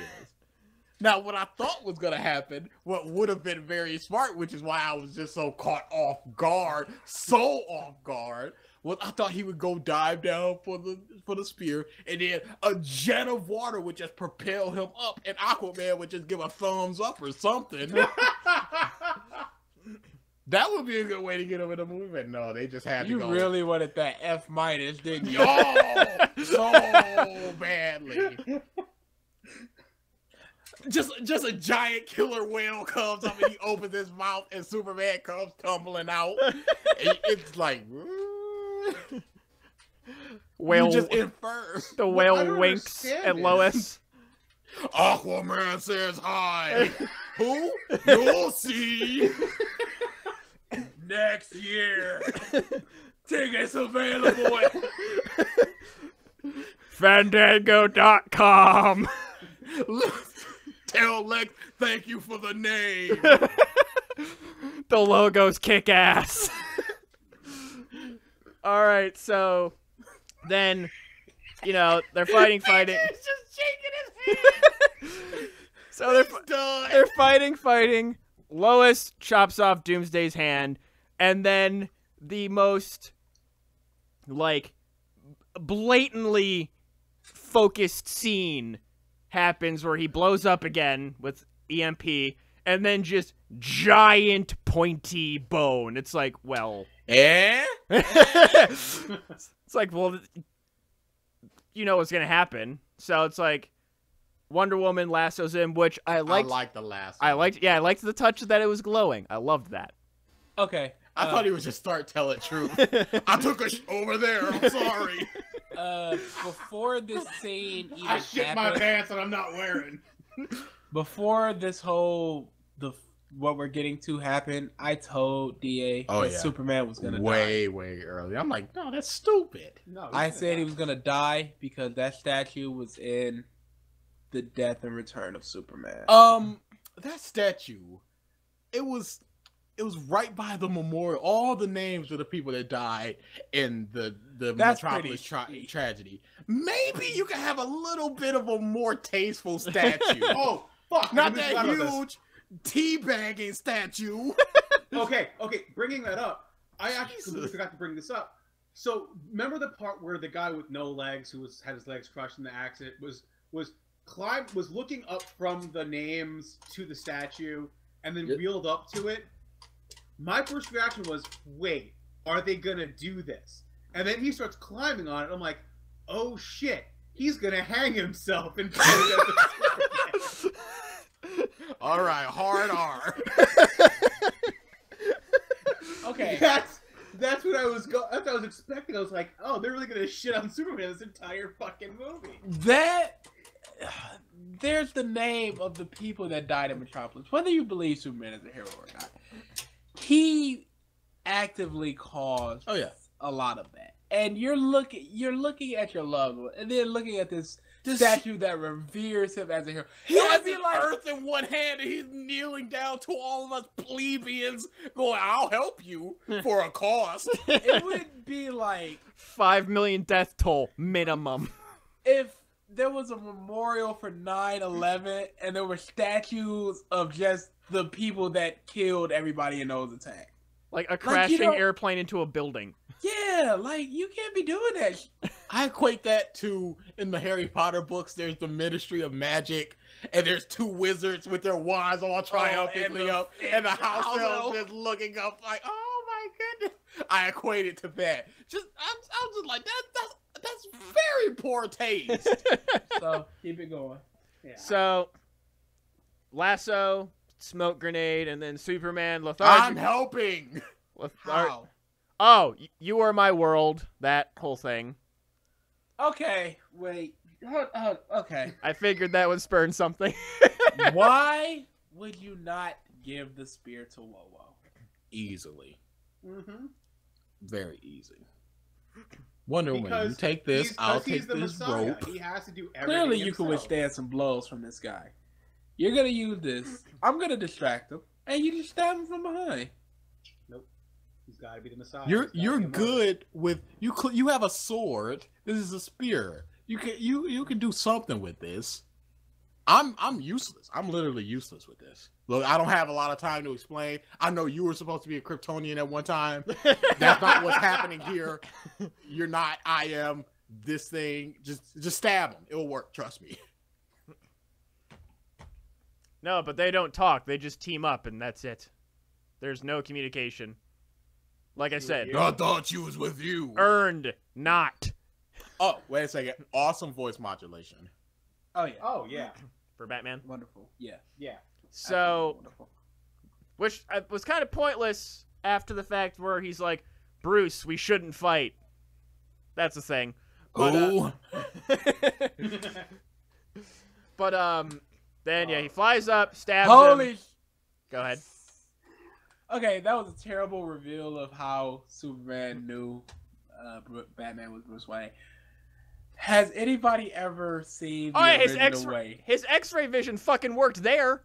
No, it was because of Lex that he knew that. Oh okay. So, has anybody ever seen the original way of how they learned each other's identity? No. No. This is, boy, oh my god, 30s, 40s comics. Holy, this was terrible. There's a crisis going on. Superman is interviewing Bruce Wayne. I mean, Clark Kent is interviewing Bruce Wayne or whatever. And there's a crisis or something going on.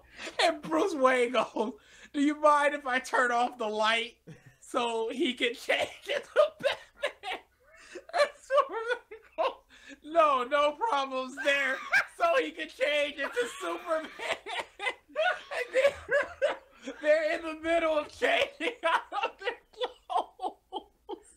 And then some light just comes on from somewhere. And they go, you're Superman. You're Batman.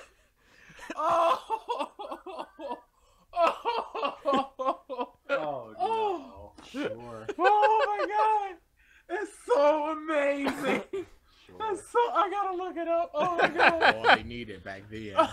I mean, I personally, I love the what was that animated movie DC did a long time ago now? War? Justice League War? No, Batman. It was Batman, Superman, back with Mark Hamill and what's his name? There's been World's Finest. possibly, I don't know. It's World's Finest. Hold on. He mustn't suspect. Yeah, it's World's Finest. I am linking the comic now. Keep on. All right, let's hold on. The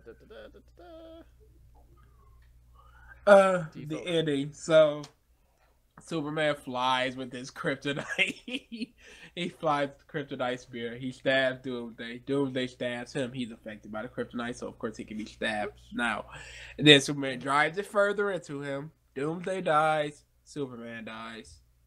Batman's just like, holy, this guy's really a hero. I was wrong as. Yeah, just utterly. Yeah, here's what I was talking about. That is beautiful. Mind if I switch off the lights to turn in? No, I'm tired too. It seems like a parody. Where did I save it? There it is. So, Oh, There you're we talking go. about from the Batman the animated series. Yeah, the World's Finest. I think this movie is like a billion times better than Batman vs Superman. A billion times zero is zero. But what's a billion times negative 50? negative 50 billion. Correct. I was good at math. All right, Oh. so yeah, they have the thing. Superman dies.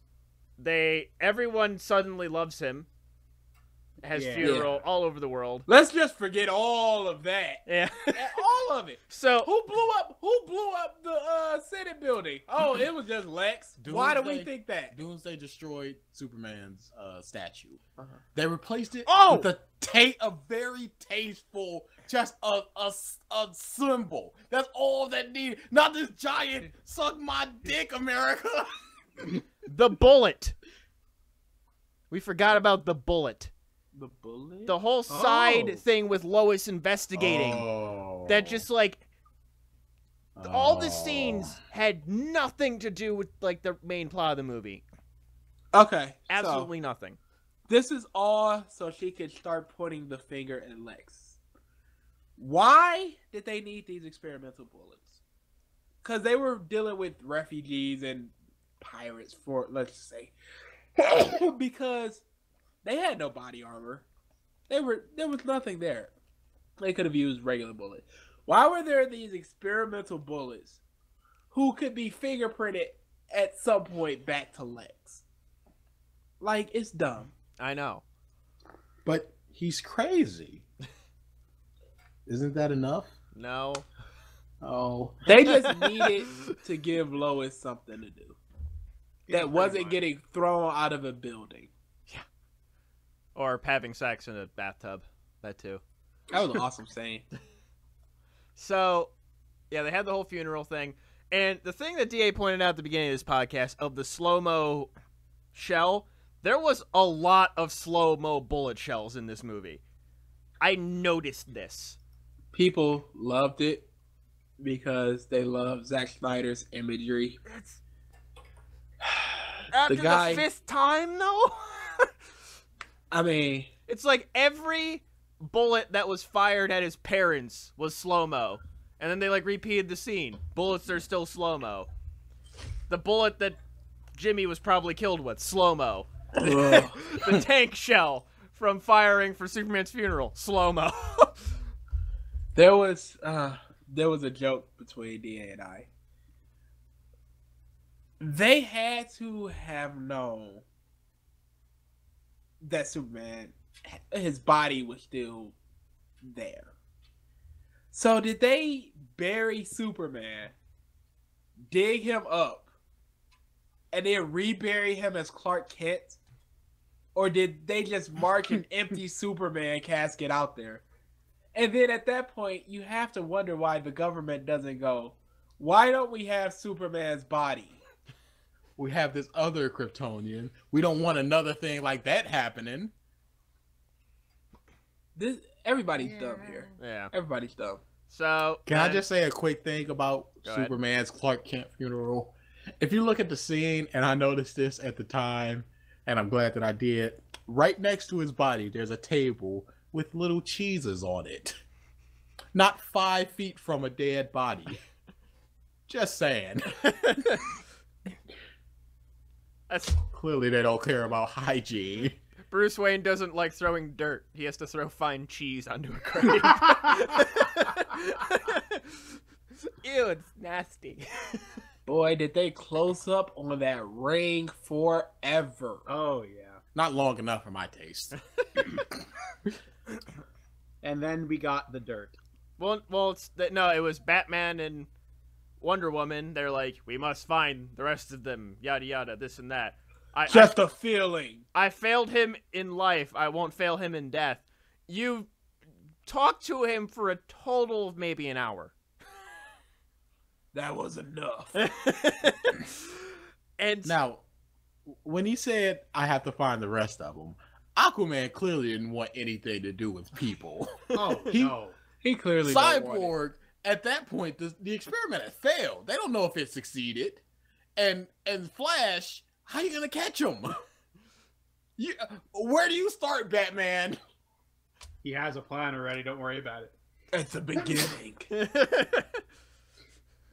so, yeah, close up on the grave. The dirt rises. And then that's the movie. That dirt rising though. Why do it if you're just gonna take it back? 10 minutes later? Exactly. It was like Just don't even do it. that whole end bit, just like unearned, is the best thing I can describe Yes. it. The meeting of the big three, unearned. Like You know what? You know what that fake was? Trinity. You know what that was? It was Clanad after story. The kid dies. 5 minutes later, the robot blows up. The kid is alive. It was just meant as a very, very cheap little feel bad moment. that's the thing. Unearned. And I didn't feel bad. It didn't make me feel bad because one, I didn't think Superman had done enough to be like this noble, sacrificial person. He is being mopey and like emo the entire movie, and then this one point he's like, "Oh, I'm gonna do something kind of heroic," and just gets killed, and then it's all is forgiven. It's like, you had half the planet hating you. It didn't make me feel bad. Like, just and then just the dirt rising. It's like, at least leave it up, like just close up on the grave. End scene. Bagpipes are the most repugnant instrument known to man. I don't know about that. What? Accordion. The accordion. I like the accordion. Vuvuzela. That's not an instrument, really. It's just a noisemaker. Now, as far as leaving the death up in the air, they could have had the dirt fall off the grave. And with that, it could just be the dirt shifted a little. You know, dirt shifts. It's still moving. Or it could be that Superman did it. That's more than just it rising up. He's gonna blast out of his casket. Here's my thought. It's like everyone's just like the not dirt on the grave. It's an upward shot, and as it goes down and it's more level with the casket, it shows that the dirt is already like half an inch above the casket. So it's instead of just like a little bit of a rise, it's just like, oh, he's fine already. It's cool. But then you can maybe miss it because it's just that much as opposed to a clearly rising. I don't think you show That's anything. my thought. What a show. Because to me, it just showing even the slightest thing. Stop moving back. Makes it. Oh, he's not dead. That thing that I was supposed to feel remorse and pity for, and they had a 5 to 10 minute moping scene of the world is mourning for Superman. That doesn't matter. He's coming back. No meaning. So, the biggest problem with this movie for me is that it was 3 movies. Makes sense. You had a it was Batman, Superman, and Dawn of Justice. No. That's what it was. There's a Man of Steel movie in there where you could have had somewhere. To me, like, you have the Man of Steel movie that introduces Lex. He's not a super villain as he is in this one. Introduces him, and you have Superman fighting like Metallo or someone else. I don't know. And then that's when he wins back the people. And then, but you have this Batman who's still like, and then you have the Batman story of him like going through Gotham, and I don't know, like that. Or there's a Batman origin story in this movie as well. That's the second movie, and then the third is a Justice League prequel. And in each of those 3 movies, you could have sprinkled a little Wonder Woman in there, and that would have made her reveal in this movie so much better. And you established the Trinity in all those 3 movies. And then you have this plot with, Lex and Doomsday and that. And you don't. It was too much. They needed to catch up. Exactly. They tried to shove all this world building into this movie, and it suffered. Can I also say the Doctor Strange trailer was awesome sauce. Oh my god, was there any doubt that it wasn't going to be? That was insane. It's complete awesome sauce. So, actually, let's transition. We're going 2 hours. Fuck it, we're gonna go a little longer. Just talk about some of the latest Marvel stuff since we're on comic books. But overall, Batman v Superman, none of us liked it. I liked it. Superman is you didn't like it. You enjoyed the shittiness of it. I liked it. Superman played second fiddle in his sequel. Yeah. Oh yeah. That's all I need to say about that. So, we got Marvel or Captain America. Oh, ratings. I'm gonna go 4 out of 10. I'm giving it a fucking 2. 4.5. It was slightly below average. It was very meh. 60,000. It's over 9,000. Slide that meme in there. No emotion. So, the Marvel movies that are slated to come up. Civil War. I'm assuming we've all seen the latest trailer. I haven't. So you Dumb awesome sauce. You have not seen Spider-Man. No, I showed him Spidey. Okay. Opinions. Oh, That's dope as Spider-Man. fuck. Looks fucking incredible. The eyes. Looks. I Deadpool. love it. The only reason that's happening is because of Deadpool. Someone said that that's an Iron Man suit. Yeah, Well, it's because you can hear the gears. yeah, it's electronical, and they I think it was actually it was today. Well, I think it was yesterday, but they talked about it today, where Sony had some kind of press conference thing, and Tom Holland introduced himself. He's like, "Hello, I'm your new Spider-Man," and I guess they showed a scene where Peter Parker's coming home from school, and there's like a really expensive car in his driveway, and it's Tony's meeting with Peter. Okay, So it's like, yeah, he definitely helped him with the suit. that makes sense. But yeah, the whole stuff that I've seen, like, I loved Winter Soldier to death, and they showed a scene, like an intro scene for like a lot of the team that Cap has, and just the action and choreography of just that. I love the Russo brothers. They're awesome in Cap 2. I think they're gonna do great in this movie, and I am loving the fact that they're directing the new Avenger movies. Infinity War is gonna be so stupid hype. There's so many. My God. They just like confirmed Star-Lord and the Hulk, I believe. Yep. So you know you got the Guardians in there, just about all the Avengers. How you feeling about Black Panther now? I still hate him. Oh, that's disappointing. Well, it's like People are saying the early reviews are out for this, and they're saying Spider-Man and Black Panther stole the show. There's nothing that you could ever do to make me like Black Panther. The man is boring. What if they just make him not boring? If you show somebody this Batman and did show them the comic Batman, night and day. Same thing with Superman. They could do a night and day with Black Panther. Who knows Black Panther? Who is a fan of Black Panther? Many people. Really? Yes. Ew. Because he is Marvel's Batman. But like he 1,000 times more Batman. Oh, another thing I want to say actually about Batman v Superman. I will say, despite all the things we said about this movie, I thought Ben Affleck was a fine Batman. In my opinion. No, I agree. He was written terribly. I'm looking forward to his solo Batman movie. He was written terribly with the As whole... long as not Jesse Irons, Jeremy Irons is in it. He acted around the script. Yes. Yeah. That's why it's like like he was fighting against the terrible written character. Portrayal of the character, sorry. But as far as how his presence and how he acted in the role, he did a fantastic job. No. Since we're on Superman, Batman, and comics, the last time we left you, DA was not into comics in the least. Oh, no. He has started reading them. DA, please give me your opinion on Superman and Batman. Superman is an overpowered Boy Scout who just flicks the head of his opponents. Mm-hmm.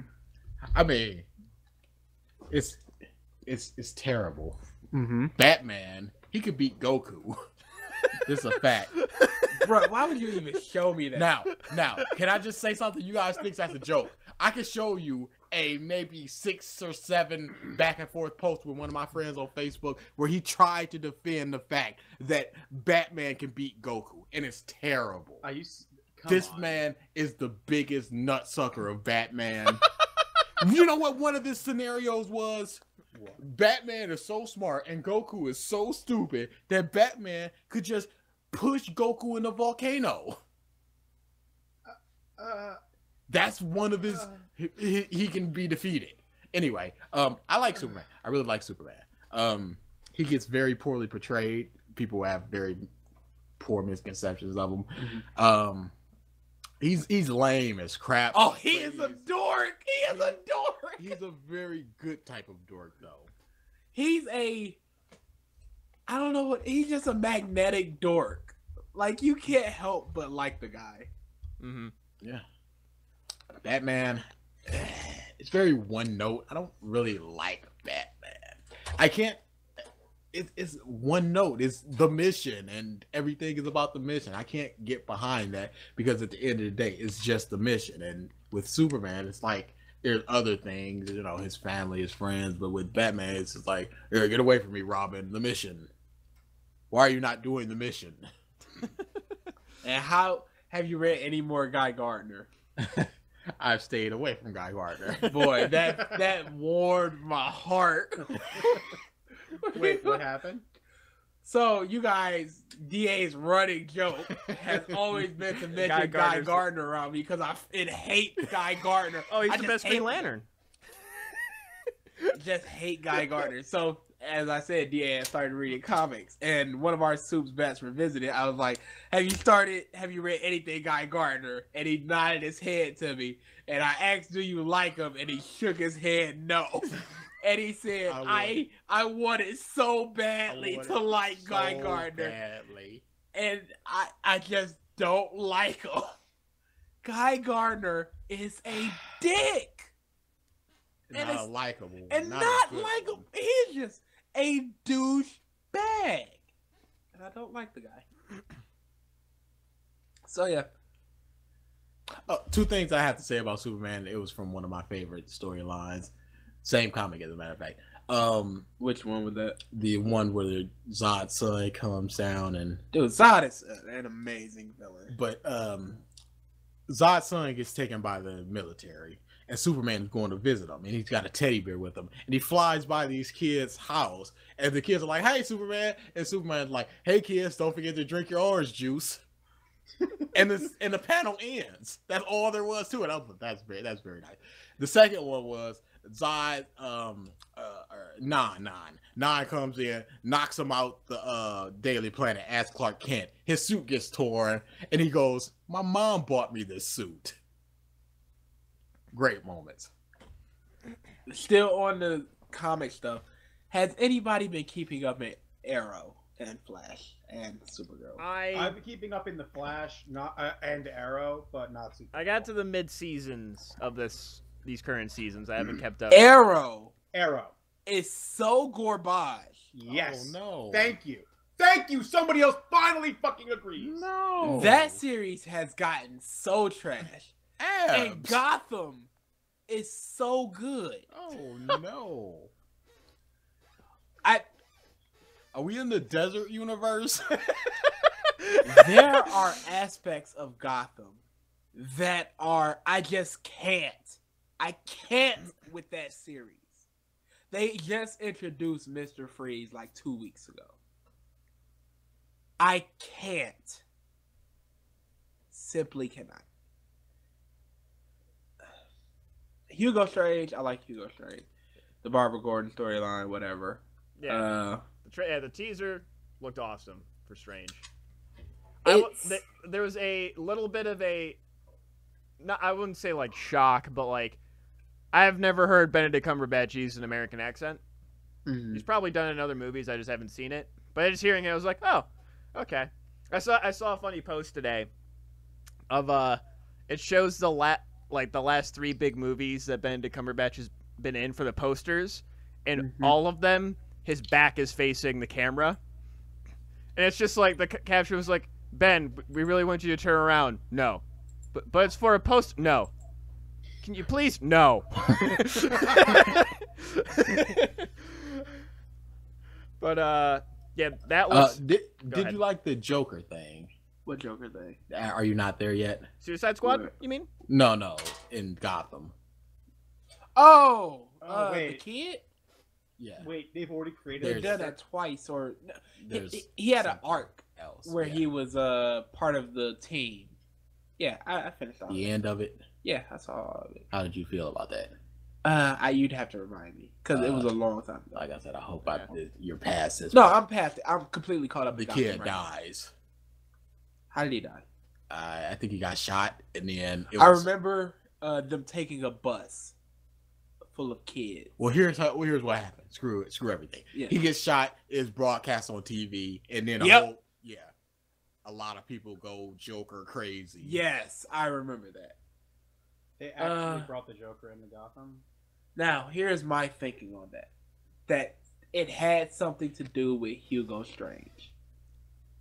Because he is doing a lot of behind the scenes stuff right now. God, fuck the show.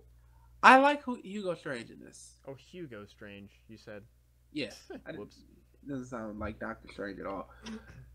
So, it could have something to do with him. Because right now he's keeping Mr. Freeze alive with the whole body temperature thingy and making a suit for him.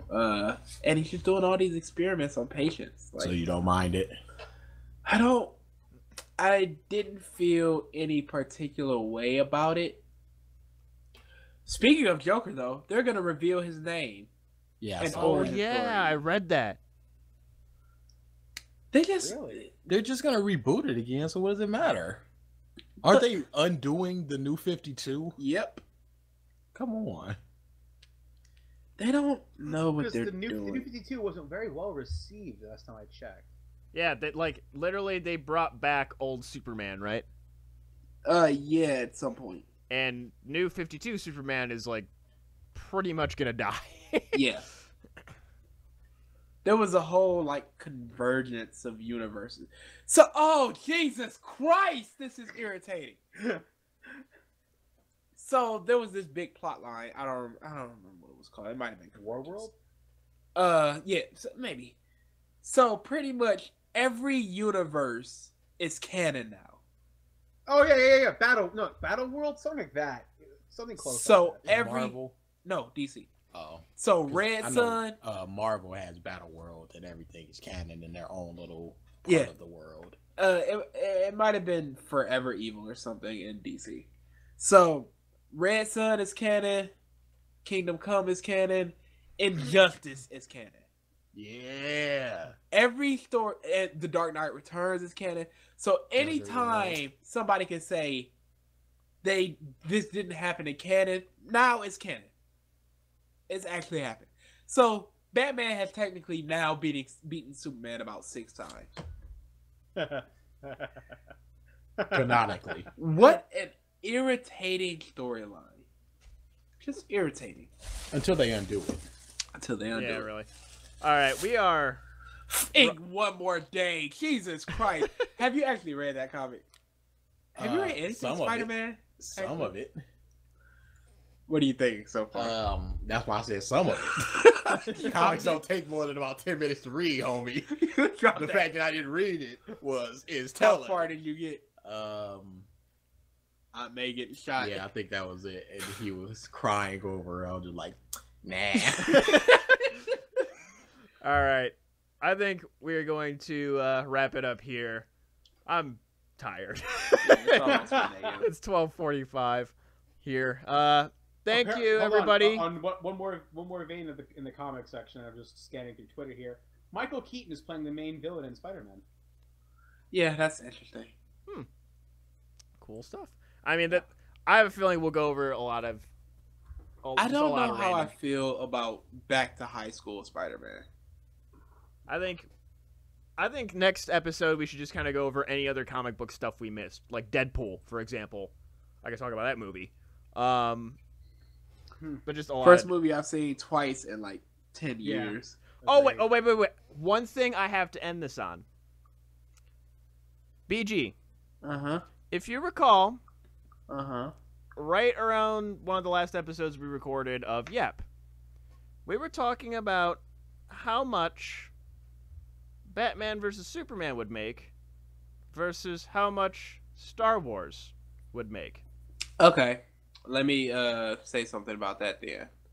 Pre-order ticket sales for this was smashing records left and right, including Age of Ultron and a whole bunch of other things. If this movie was any type of good, it's not inconceivable it would have made more than Star Wars. This movie is such a turd that it failed on every level. It dropped 73% the second week. Oh, Yes. I'm aware. That's a record amount. Like, what do you want from me? It was still the third or fourth best opening weekend, though. of all time. But if it was actually good, people would have said, "Hey, go see this," and people would. Word of mouth would have traveled, and it would have people had said legs. that, hey, this is trash. It so was don't getting go see shit it. on 4 days before it even Do you came think out. though it can reach the levels that Star Wars went to though? Now, no. I think it could have if it was any type of good. What, like, what did Star Wars make? Absolutely. Star Wars Episode 7. Because I believe it passed. It did not pass Titanic. It's still the third highest grossing movie of all time. Yep. I think it could have. $2.53 billion. I'm saying just 2 billion. 2 billion. I see box office online. It says 2.053. Yeah, that's 2 million. That's not 2.5 billion. Sorry. So Avengers was 1.5 billion. I think Soup's Bats could have hit it. What's Man of Steel? It's like under 1 billion. The Dark Knight Rises was like 1.1 billion. And this is Superman and Batman together. Like, it's not inconceivable. The problem was, again, it was smashing pre-ordered ticket sales records. But it's just a terrible movie. They couldn't do anything with it. You already said that Star Wars played it safe. Had this played it safe and been just mediocre, It wasn't instead even of just being mediocre. bad. I'm saying that Star Wars, I've heard, was mediocre because they played it safe. This one took risks. Bad risks, but risks. That indeed. Yeah, absolutely. I still believe it could have hit this. It just didn't because the movie failed so hard. Okay. This is just like people that argue Mortal Kombat X sales versus Street Fighter V sales, and that Street Fighter V kind of flop. But they're like, if they would have had this and this and this and this, I mean, we'll never know because, you know, they had so few features and so few characters that there's no telling how well it would have been received if it was actually a good, you know, product. Yeah. And there's just no telling how much Superman and Batman would have done if it was actually a good movie. Mm-hmm. I just rewatched Age of Ultron. I don't really like it. Yeah, that's the opinion. Now, how much did that make? I'm about to look at it now. Age of Ultron made $1.4 billion, being a very meh movie.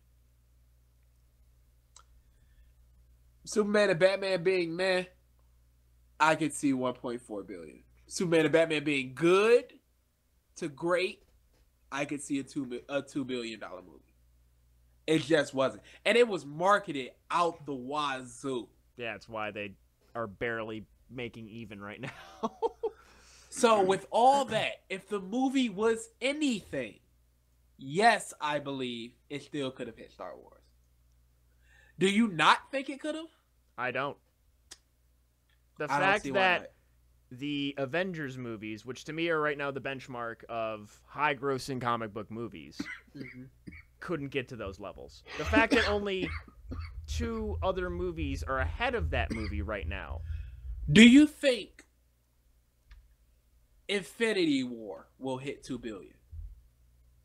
No. I don't think so. We're talking 9 franchises. You're also bringing in that Guardians of the Galaxy money. I know. I don't think so. I think that Star Wars has a more global appeal. There's Superman and Batman. Yes. No. Yes. No. It has a more nerd appeal. And nerds will go watch a movie 7 times. Families go and watch this movie 7 times. Families go and watch Superman and Batman. When we went to go see Soup's Bats, there was at least 3 families. There was a kid behind us. There was a kid next to me. Just the fact that It's superheroes. Yes. Kids go see them. Kids were at Deadpool. that's a whole nother discussion. They should not have been. That's what I said. But just the fact that how far-reaching that Star Wars has been for many people, it's very accessible to me versus comics, in all honesty. Sci-fi to me is more accessible than comics. How so? One, it's actual real people. Well, like the movies themselves, real people. Real people in what way? Actors. It started out as a film series. Wait, what? What are you talking about? Star Wars started out as a film. Okay. And you kind of connect with actual real people and these characters. What? I don't understand that aspect of it. They're actual human people living and breathing versus a comic book.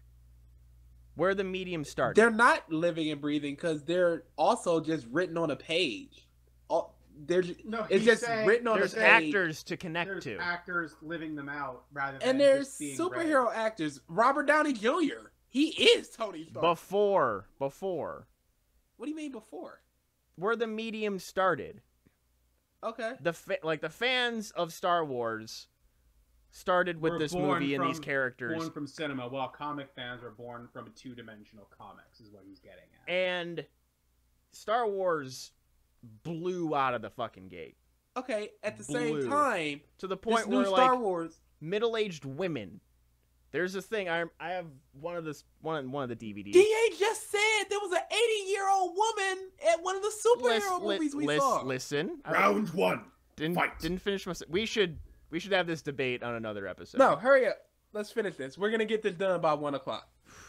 So, in one of the DVDs that I have of like behind-the-scenes Star Wars stuff, there's this group of like somewhere like between 15 and 20 women that had seen the first Star Wars a combined 87 times. You have this far-reaching movie where people will see it over and over and over and over and over and over and over again. And especially Star Wars, purely on nostalgia. You even said it. It was, for most people, it was mediocre. Mm-hmm. I liked it. There's probably a lot of nostalgia playing into that for me. And it reached all over the world in such a quick and such a short amount of time. And they're so cherished in the cinema world. And that's, to me, cinema is a way more accessible medium than comics.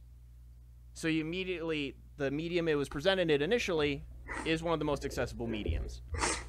You have this far-reaching appeal. You had a very hungry fan base. Very. The prequels were not good. Are you? Everybody knows. Let me know when you're done. Everybody knows this. You put this movie in this director's hands, J.J. Abrams, good director. You bring back the original cast. You pretty much have everyone tell you, we are not going to reference these old terrible movies. You have the iconic imagery in all the trailers leading up to this, all the marketing, yada this, yada that, and if Lucasfilm and Disney are good at one thing, is marketing. And, as you said, they kept it safe. And this led to, again, including myself, people seeing it again, and again, and again, and again, because it captured that original magic. And that's a magic that can be felt by everyone, not just nerds, not just geeks, not comic book fans, everyone. And Are you done? And I feel like Star Wars has a more appealing reach to the general masses than comic book movies, including Batman and Superman or Marvel. Are you done? Now I'm done. Okay. It didn't capture the magic. It just repurposed its original magic. That's an opinion. Don't interrupt me now, Mike. This is my turn to talk. I gave you your whole spiel. This is my spiel. Right. It didn't recapture its magic. It repurposed its magic. It went for exactly what it, beat by beat, the original did, and now it's doing this for this movie. I've heard it, that it's pretty much the same thing. It's safe.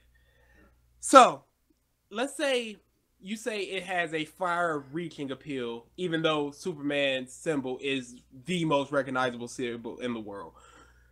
Let's say there's 50 million Star Wars fans and 200 million superhero fans. If 50 million Star Wars fans go to see this movie 10 times, That's 500 million eyes. That's 500 million. If 200 million superhero fans go to see a movie twice, that's 400 million. Even though the superhero could have more overall fans, the people that are going to watch Star Wars are more rabid. So even if they're lower, you could still get more views. There is no statistical data of which is more popular. You can't say, you know, Star Wars is far more reaching appeal. You know, you got these old women, you got these young women. Like DA said, when we went to the movie, we had old people, young people, people in our age group, people a little younger, people a little older. There's no statistical data to go, you know, Star Wars had this far more reaching appeal because it's, you know, whatever, yada, yada, yada. Now, sci-fi being more accessible than hero stuff, like, I don't understand that aspect at all. Tony Stark, again, Iron Man, grounded realism. It's somewhat sci-fi, but not really. But then you have the Superman movies, which have grossed like 4 billion altogether, 5 billion, and he is the existential powered hero. The X-Men movies have had to have done about 3-4 billion, and Wolverine is one of the most beloved characters in the world now. And he is an unkillable, indestructible monster. So you can't go, you know, because it started out as a film that people can connect with these characters more. People have been connecting with all these superheroes for 30, 40, 50, 60, 70 years. There's so much more to connect with there than just an actor on screen. Now, the joy is seeing these characters you've connected with nearly all your life brought to life on the big screen and going, yes, that is blank character. Yes, that is Tony Stark. Yes, that is Captain America. That's why these movies do so well. They really capture the characters. So you see this Captain America that is just ridiculously great. That's a ridiculously great Captain America. And the movies are really good. And his standalone movies are doing close to 1 billion. Spider-Man. If you can't say that Spider-Man didn't capture some type of film magic when it comes to superheroes. He pretty much is the groundwork. Even though you had Blade before it, X-Men before it, whatever, Spider-Man is pretty much the foundation for the modern day superhero movies, and that captured the magic. So even these terrible, amazing Spider-Man movies are making 600 million. So, like, I don't see this whole. It's more connected to its fans. That's the end of my spiel. Okay, so the one thing I want to refute. Well, there's two things. One, like you said, the whole superhero fan comparison. Oh, this is going to be interrupted from both of us. Then. I said superhero comparison. Yeah, I was going to say superhero comparison thing versus the Star Wars fans thing. Like you said, we don't know that number, so those numbers could be swayed in the opposite direction. Oh, absolutely. I was just giving an example. The recognizable symbol thing. Mm-hmm. Just because the symbol is recognized doesn't mean the person is a fan. Or the fact, or they even know who Superman actually is. They can recognize the symbol and not know what it's for. Like, no, I don't Mickey believe Mouse, that. I would say, is probably the most recognizable symbol in the world. No. If Really? you would say character, maybe. The ears? No, Mickey Mouse. Oh, no, I'm saying like the ear symbol, like the Mickey Mouse ears. Oh, the ears? Is probably, I would say, the most recognizable symbol on the planet. I mean, they did a study on it. Superman came out on top? Yep. Okay, but still, I think the point is, you can recognize symbols. You're not necessarily a fan, though. I never said they were a fan. But you know what it is. Like, it's in your mind. Oh, I'm just saying, though, the big point, I thought of your speech was, like, the fans. Oh, and, no, like, I never going to said see that Superman having the most recognizable symbol meant he was the most beloved thing. And it's not even true in comic fans right now. Superman is behind Batman, even though his symbol is the most recognizable. I'm just saying, people recognize who that character is. And they recognize who Batman is because he's had 3 well-received movies recently. And then you're getting the two who have been out for 75 years and have never been on the big screen together for this is an event. This should have been an event. Should have been, definitely. And it was just a wet fart. That's all it was. But it should have been an event. You have the Trinity on screen for the first time ever.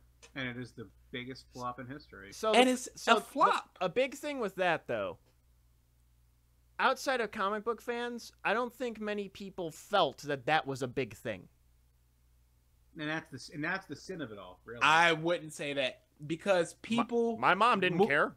Hold on. Moviegoers know who Superman and Batman are. Oh, yeah.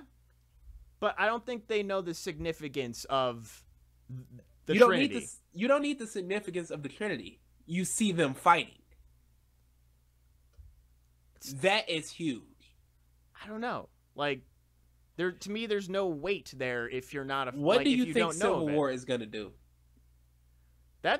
You have a lot of people there, though.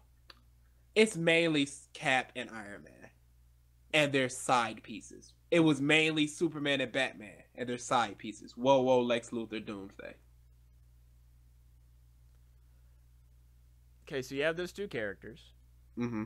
And you've also stated that we've had movies with them previously. Mm-hmm. Recently. Mm-hmm. So, while that event is big, we've had them in cinema history relatively recently. We haven't, Star Wars had been non-existent in cinema in a positive light for 30 years. Superman is the same. People liked Man of Steel.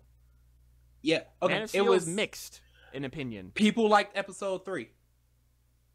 Oof. What's its rating? Look at the rating for Man of Steel in episode 3. I will say they may be within 8 points of each other. Star Wars Episode 3 has... What? Fucking really? What is it? 79%? Man of Steel, I'm looking it up now. Man of Steel has 56%. Audience score 75%. 65 audience rating for Revenge of the Sith. So people liked episode 3. So let's see, Clone Wars. So really, we're talking over 30 years for Superman 2. The last Superman movie people really liked was Superman 2. Universally. And that was like 80, mid-80s, late 80s. Clone Wars, 58%. So even that was higher than Man of Steel. Yeah, most people really don't like, at least popular most online Star opinion. Wars fans don't like the 3. Yeah. Yep. But I'm looking at the scores, like... You brought up the numbers. Yeah. I mean, there hasn't been a universally liked Superman movie in 30 years. So people are hungry for a good one. And if this was good, and it includes Batman, and the two fighting, and Wonder Woman, it could have been something. The problem was, it was a wet fart because they dropped the ball so hard on every aspect of this movie. Lex Luthor is not good. Superman is not good. Batman is great.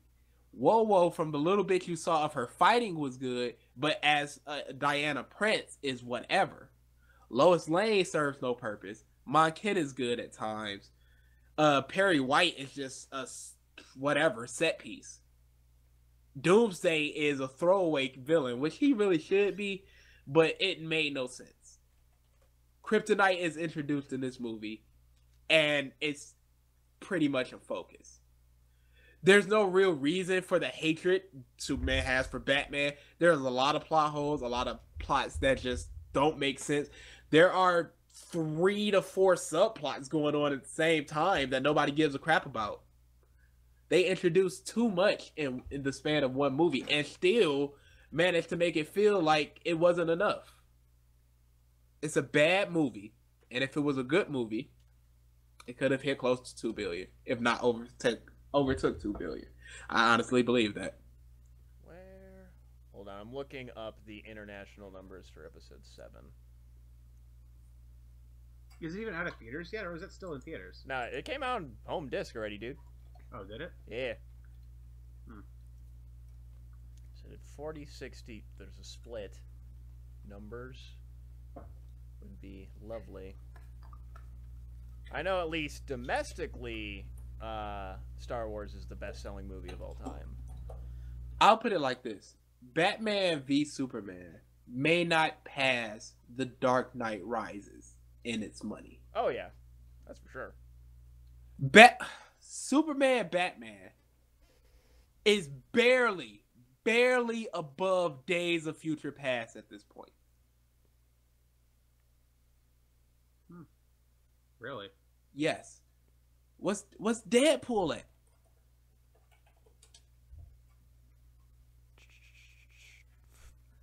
Give me numbers, please. Hold on. Deadpool is at 7. Superman and Batman is barely above Deadpool. A rated R movie. That was at a $58 million budget.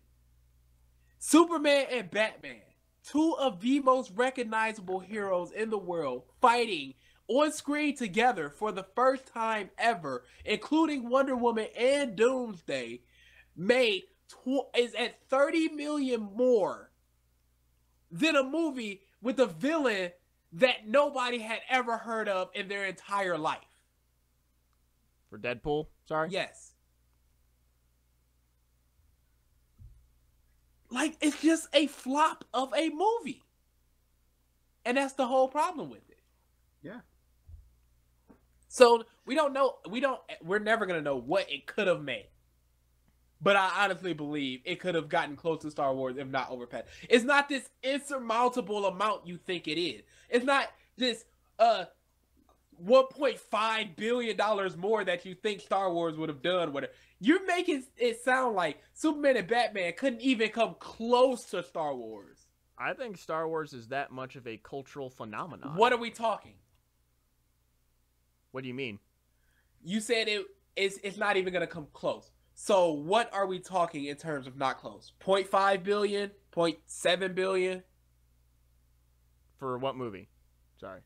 If Star Wars is at 2 billion, Mm-hmm. You said Superman and Batman wouldn't come close. Or you didn't think it was going to come close. I thought... What is not close? What's it at right now? It's 80? at 700. It's at 800 million. 800 million? I think it might cross $1 billion. No. That's not what I'm asking. When we first had the discussion, you made it sound like it's really ridiculous to think that Superman and Batman could come close to Star Wars. So, what is not close? At least $500 million. At least $500 million. You don't think Superman and Batman could have done 1.5 billion? I think it could match up to the likes of Avengers and Age of Ultron.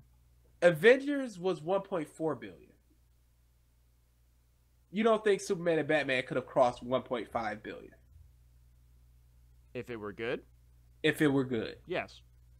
But I don't think it would have gotten that much more. You don't think it could have hit 1.6?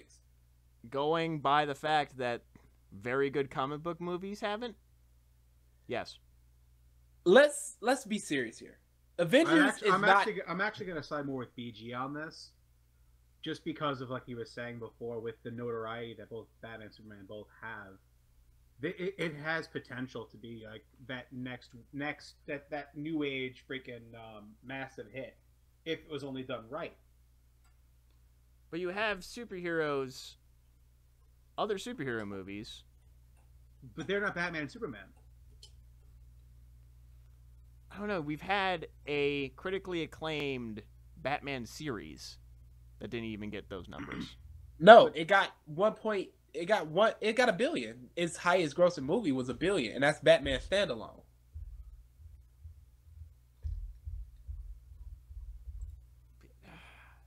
If you can't pull like what did Iron Man 3 make? Isn't that at 1.2 billion? 1.2, and then you have Batman, who can't even match up to that for Iron Man 3.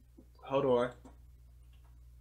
Which Iron Man 3 was only slightly better than Iron Man 2. Dark Knight made 1 billion. I'm trying to see if Rises made more. It did. Oh, Rises made more. So Dark Knight Rises made 1.1 billion. Then Iron Man 3. So you had 2 back-to-back 1.2. billion-dollar movies for 1.2. Batman. But those were they're individual movies though. Yeah. And that's what that pulled, especially Dark Knight, which was immensely critically acclaimed. Mm-hmm. Didn't have that repeat viewership that Star Wars has. That's the big thing that Star Wars does to people that I don't see with other movies. Is people just keep going back to see it. But people will go see a bad Star Wars movie over and over. And? The point there being that... Going to the point of which movie would make more, that kind of lends credit. Again. Okay, so... Batman made... The last Batman movie made 1.1 billion. Mm-hmm. The last Superman movie made... 800 million? Let's go 800. That's 2 billion right there. You can't combine those numbers and say that's the total. But I'm combining the series. The characters. That's still one movie. You have the fans, if they go see the equal amount of a time for both of those movies, you're still at 1 billion. Okay. It's not like you're combining the total views and ticket sales of those two movies. They're very individual things. Avengers made 1.4 billion. It's coming off the back of heroes that nobody gave a crap about until they had their movies. Iron Man, Cap, Thor. That was going to your argument of like just the fact that those two are together. That movie had a lot riding on the fact that all these heroes are on the screen at once. Hold on. Your main arguments. This is what I'm saying right now. Avengers made 1.4 billion on the backs of heroes no one pretty much knew until 10 years ago. Superman and Batman are two of the most recognizable heroes, and they have been known for 75 years. They've had more media than just about everybody except Spider-Man, potentially. Seeing them on screen for the first time is worth 1.6 billion if it's good. Seeing the Avengers on screen together for the first time was worth 1.4 billion. And that's with what were B-tier heroes in mainstream media. You had 2 A-tier heroes in mainstream media coming together for the first time. And it's probably not going to crack a billion. It was just a very, very bad movie. And if it wasn't a very, very bad movie, it could easily... I'm not going to go easily. But it is very plausible that it would have hit 1.6 billion. I think the thing to me that just sold yourself short in your argument, though, is you just said that Star Wars fans will go see something even if it's bad. Okay, and we're past it surpassing Star Wars. I'm saying close to Star Wars. You said 1.5 is the limit, or 0.5 billion is where it wouldn't be close. I'm going 0.4 billion. 400 million. You can't see it within 400 million of Star Wars. 400 million? Yes. If it were good, like very good, then yes, I can. I'm not even talking Spider-Man too good. I'm just saying good. I think it would get to 1.5. It would have to be pretty damn good in order for people. The Dark Knight Rises wasn't even pretty damn good, and it hit 1.1. Just off the back of the hype of Dark Knight. Yeah, I believe that. And this was the back of the hype of Superman and Batman fighting. And it could have been something. And I think it would have hit. The thing is, though, like you said, writing off the hype of The Dark Knight, there wasn't really a lot of hype from Man of Steel to help build off of this. Going with that. It wasn't. Going with that argument. But then you throw in Batman. These two together on the screen for the first time ever. One of the every time there's a cartoon series for either one, the most viewed things are when they're together. That's a very... People like seeing Superman and Batman together. The comic book fans do. When nobody else was getting animated movies in DC, Superman and Batman were riding on Superman and Batman stuff. Public Enemy and all that stuff. Yeah. Justice League, Superman and Batman. People like seeing those two together. The comic book fans do. Okay. People are getting hyped for Spider-Man and Avengers. That's mainstream people. It's not just comic people. Because they've seen these characters in the mainstream. And they've seen Superman and Batman consistently in the mainstream for the past 30 years, for the most part. That kind of, I feel like, goes along in the same vein of, like, the prequels going into this movie. Is they had two very shitty Spider-Man movies. And now it looks like he's going to be done good. To me, that's kind of the same vein. But was, what, 15 years? The last good Spider-Man movie was like 2002, 2003. They're hyped because Spider-Man is going to be in a movie with Captain America and Iron Man. Just like they should have been hyped that Superman is going to be in a movie with Batman. I think that's a good line that you just said there, though. Should have been. They weren't. They were. Because it was smashing pre-order ticket sales. They were super hyped for it. But it's just a wet fart of a movie. When the next week it breaks the record for the most drop week to week, weekend to weekend, you can't do anything with that.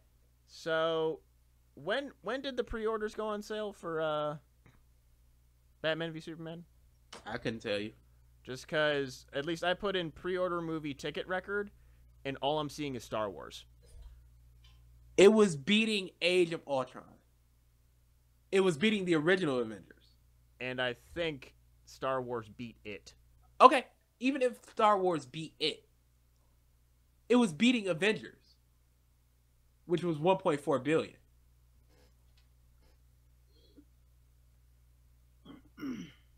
It was outpacing all these other movies. And then it had the biggest drop in history. Mm-hmm. So if you're outpacing all these movies that crushed $1 billion, and then you have the biggest drop in history, you can't do anything with that. Not saying you can't, but it was a bad movie, and because of that, sales plummeted. The numbers are there. Sales plummeted. Oh, yeah. I agree. If they didn't plummet, if it was a good movie, even it doesn't need steady, because I think Star Wars dropped something like 47% in the next week. These movies drop the next weekend. It is what it is. But a good movie has long legs. This movie, there's a joke going on that Superman and Batman has worse legs than Barbara Gordon. That's how badly it dropped. Wow. I like that joke. Oh, damn. I think it's feasible that it could have been within 400 million.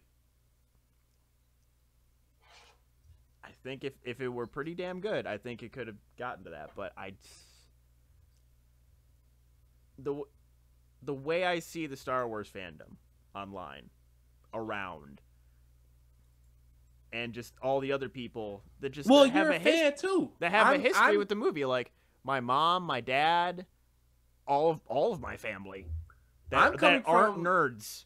I'm coming from a comic area, and I see those people being rabid. You're coming from a Star Wars area. You're seeing those people be rabid. The people I'm mentioning right now aren't Star Wars fans. As in, a nerd Star Wars fan. So I didn't say nerd. I said fan. Just like when you said everybody in your theater applauded when Star Wars was shown, and nobody said crap when Star Wars was shown with us. environment. Like you're with Star Wars fans, rabid Star Wars fans. You're with these people. I don't know anybody that gives a crap about Star Wars personally. That's just personally me. Just like you may not know anybody that personally gives a crap about Superman and Batman being together. I know a lot of people. That's just... I'm not even talking that, though. Just, like, families and stuff online. We just went with families to Batman Superman. We said this. We've already had that stated already. We've had this discussion. Families are going to both of these movies. It is what it is. They were. Nobody's going to Batman. Nobody's going now because the movie's a wet fart. Are the families, though, like... So, like, a big thing with a lot of the family... Shut up. They're families, Shut dude. up. Shut up. Most of these families, like the parents and stuff, saw Star Wars as kids, and they're passing it on to their children. You don't really have that with... I mean, people could have grown up reading the Batman comics, now they have kids that take their kids to go see the Batman. That's less likely to me, though. Batman. But you see all these little kids with like Superman pajamas and stuff like that when they're 1 or 2 years old. They don't know about it, but as they grow up, they're gonna be like, "Hey, I grew up with this symbol. What's this symbol mean?" And they'll go, "Hey, Superman." Yeah, Yes, exactly. that goes to the symbol thing, though. The kid behind us got super hyped when Batman came on film. Kid. So what you're saying is Nobody these gets parents into these things are... by accident, dude. What you're saying is these parents are dragging their kids to Star Wars in the hope that their kids also enjoy the same cinema they do. Well, they've been shown the movies beforehand. All the other movies. So the kids that like these superhero movies can't have seen a Superman or Batman movie before and like them. I'm just saying, at least in my... Like, for me... You keep saying in my experience, and I'm giving you our experience, and there were families there. No. For me personally, my parents didn't like take me to go see a Superman and Batman movie. They weren't comic book fans. Mm-hmm. I kind of grew into that on my own. I may have had like Batman stuff or whatever, but they just bought that just purely just because it's a kid thing to buy. It's the kid thing to buy. Versus a family who has like, or a dad or a mom who like went and saw the cinema experience when they were our age, so fell absolutely in love with it and just passed it on to their family. That's what my... So can I stop you right there then? Yeah. Your parents bought you those things because they're the kid thing to buy. And then you grow up as a fan of these and take your kids to these theaters. What's the difference? As in the thing, like... You're taking your kids to this thing you enjoyed when you saw as a kid. If you had a 6-year-old right now, would you not take them to the new Spider-Man coming out? Probably. What's the difference? How do I articulate this?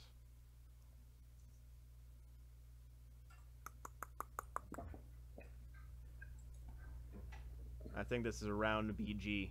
I'm not gonna try and fumble through something like Ralph.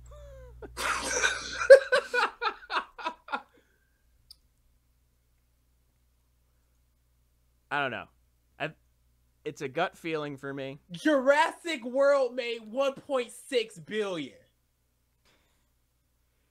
Yeah. It was close to 1.7 billion. Again, to me, I think that goes with the accessibility of cinema, though, versus comic books. I don't know. A lot of people loved the original Jurassic Park. Sure, but this is CGI and it's got nothing of the old flair. It was marketed to be like, fuck the two sequel movies, 2 and 3. This is supposed to be like the true sequel to Jurassic Park, and that was the main focus. This is going to be like the first Jurassic Park. And that's what drew people in.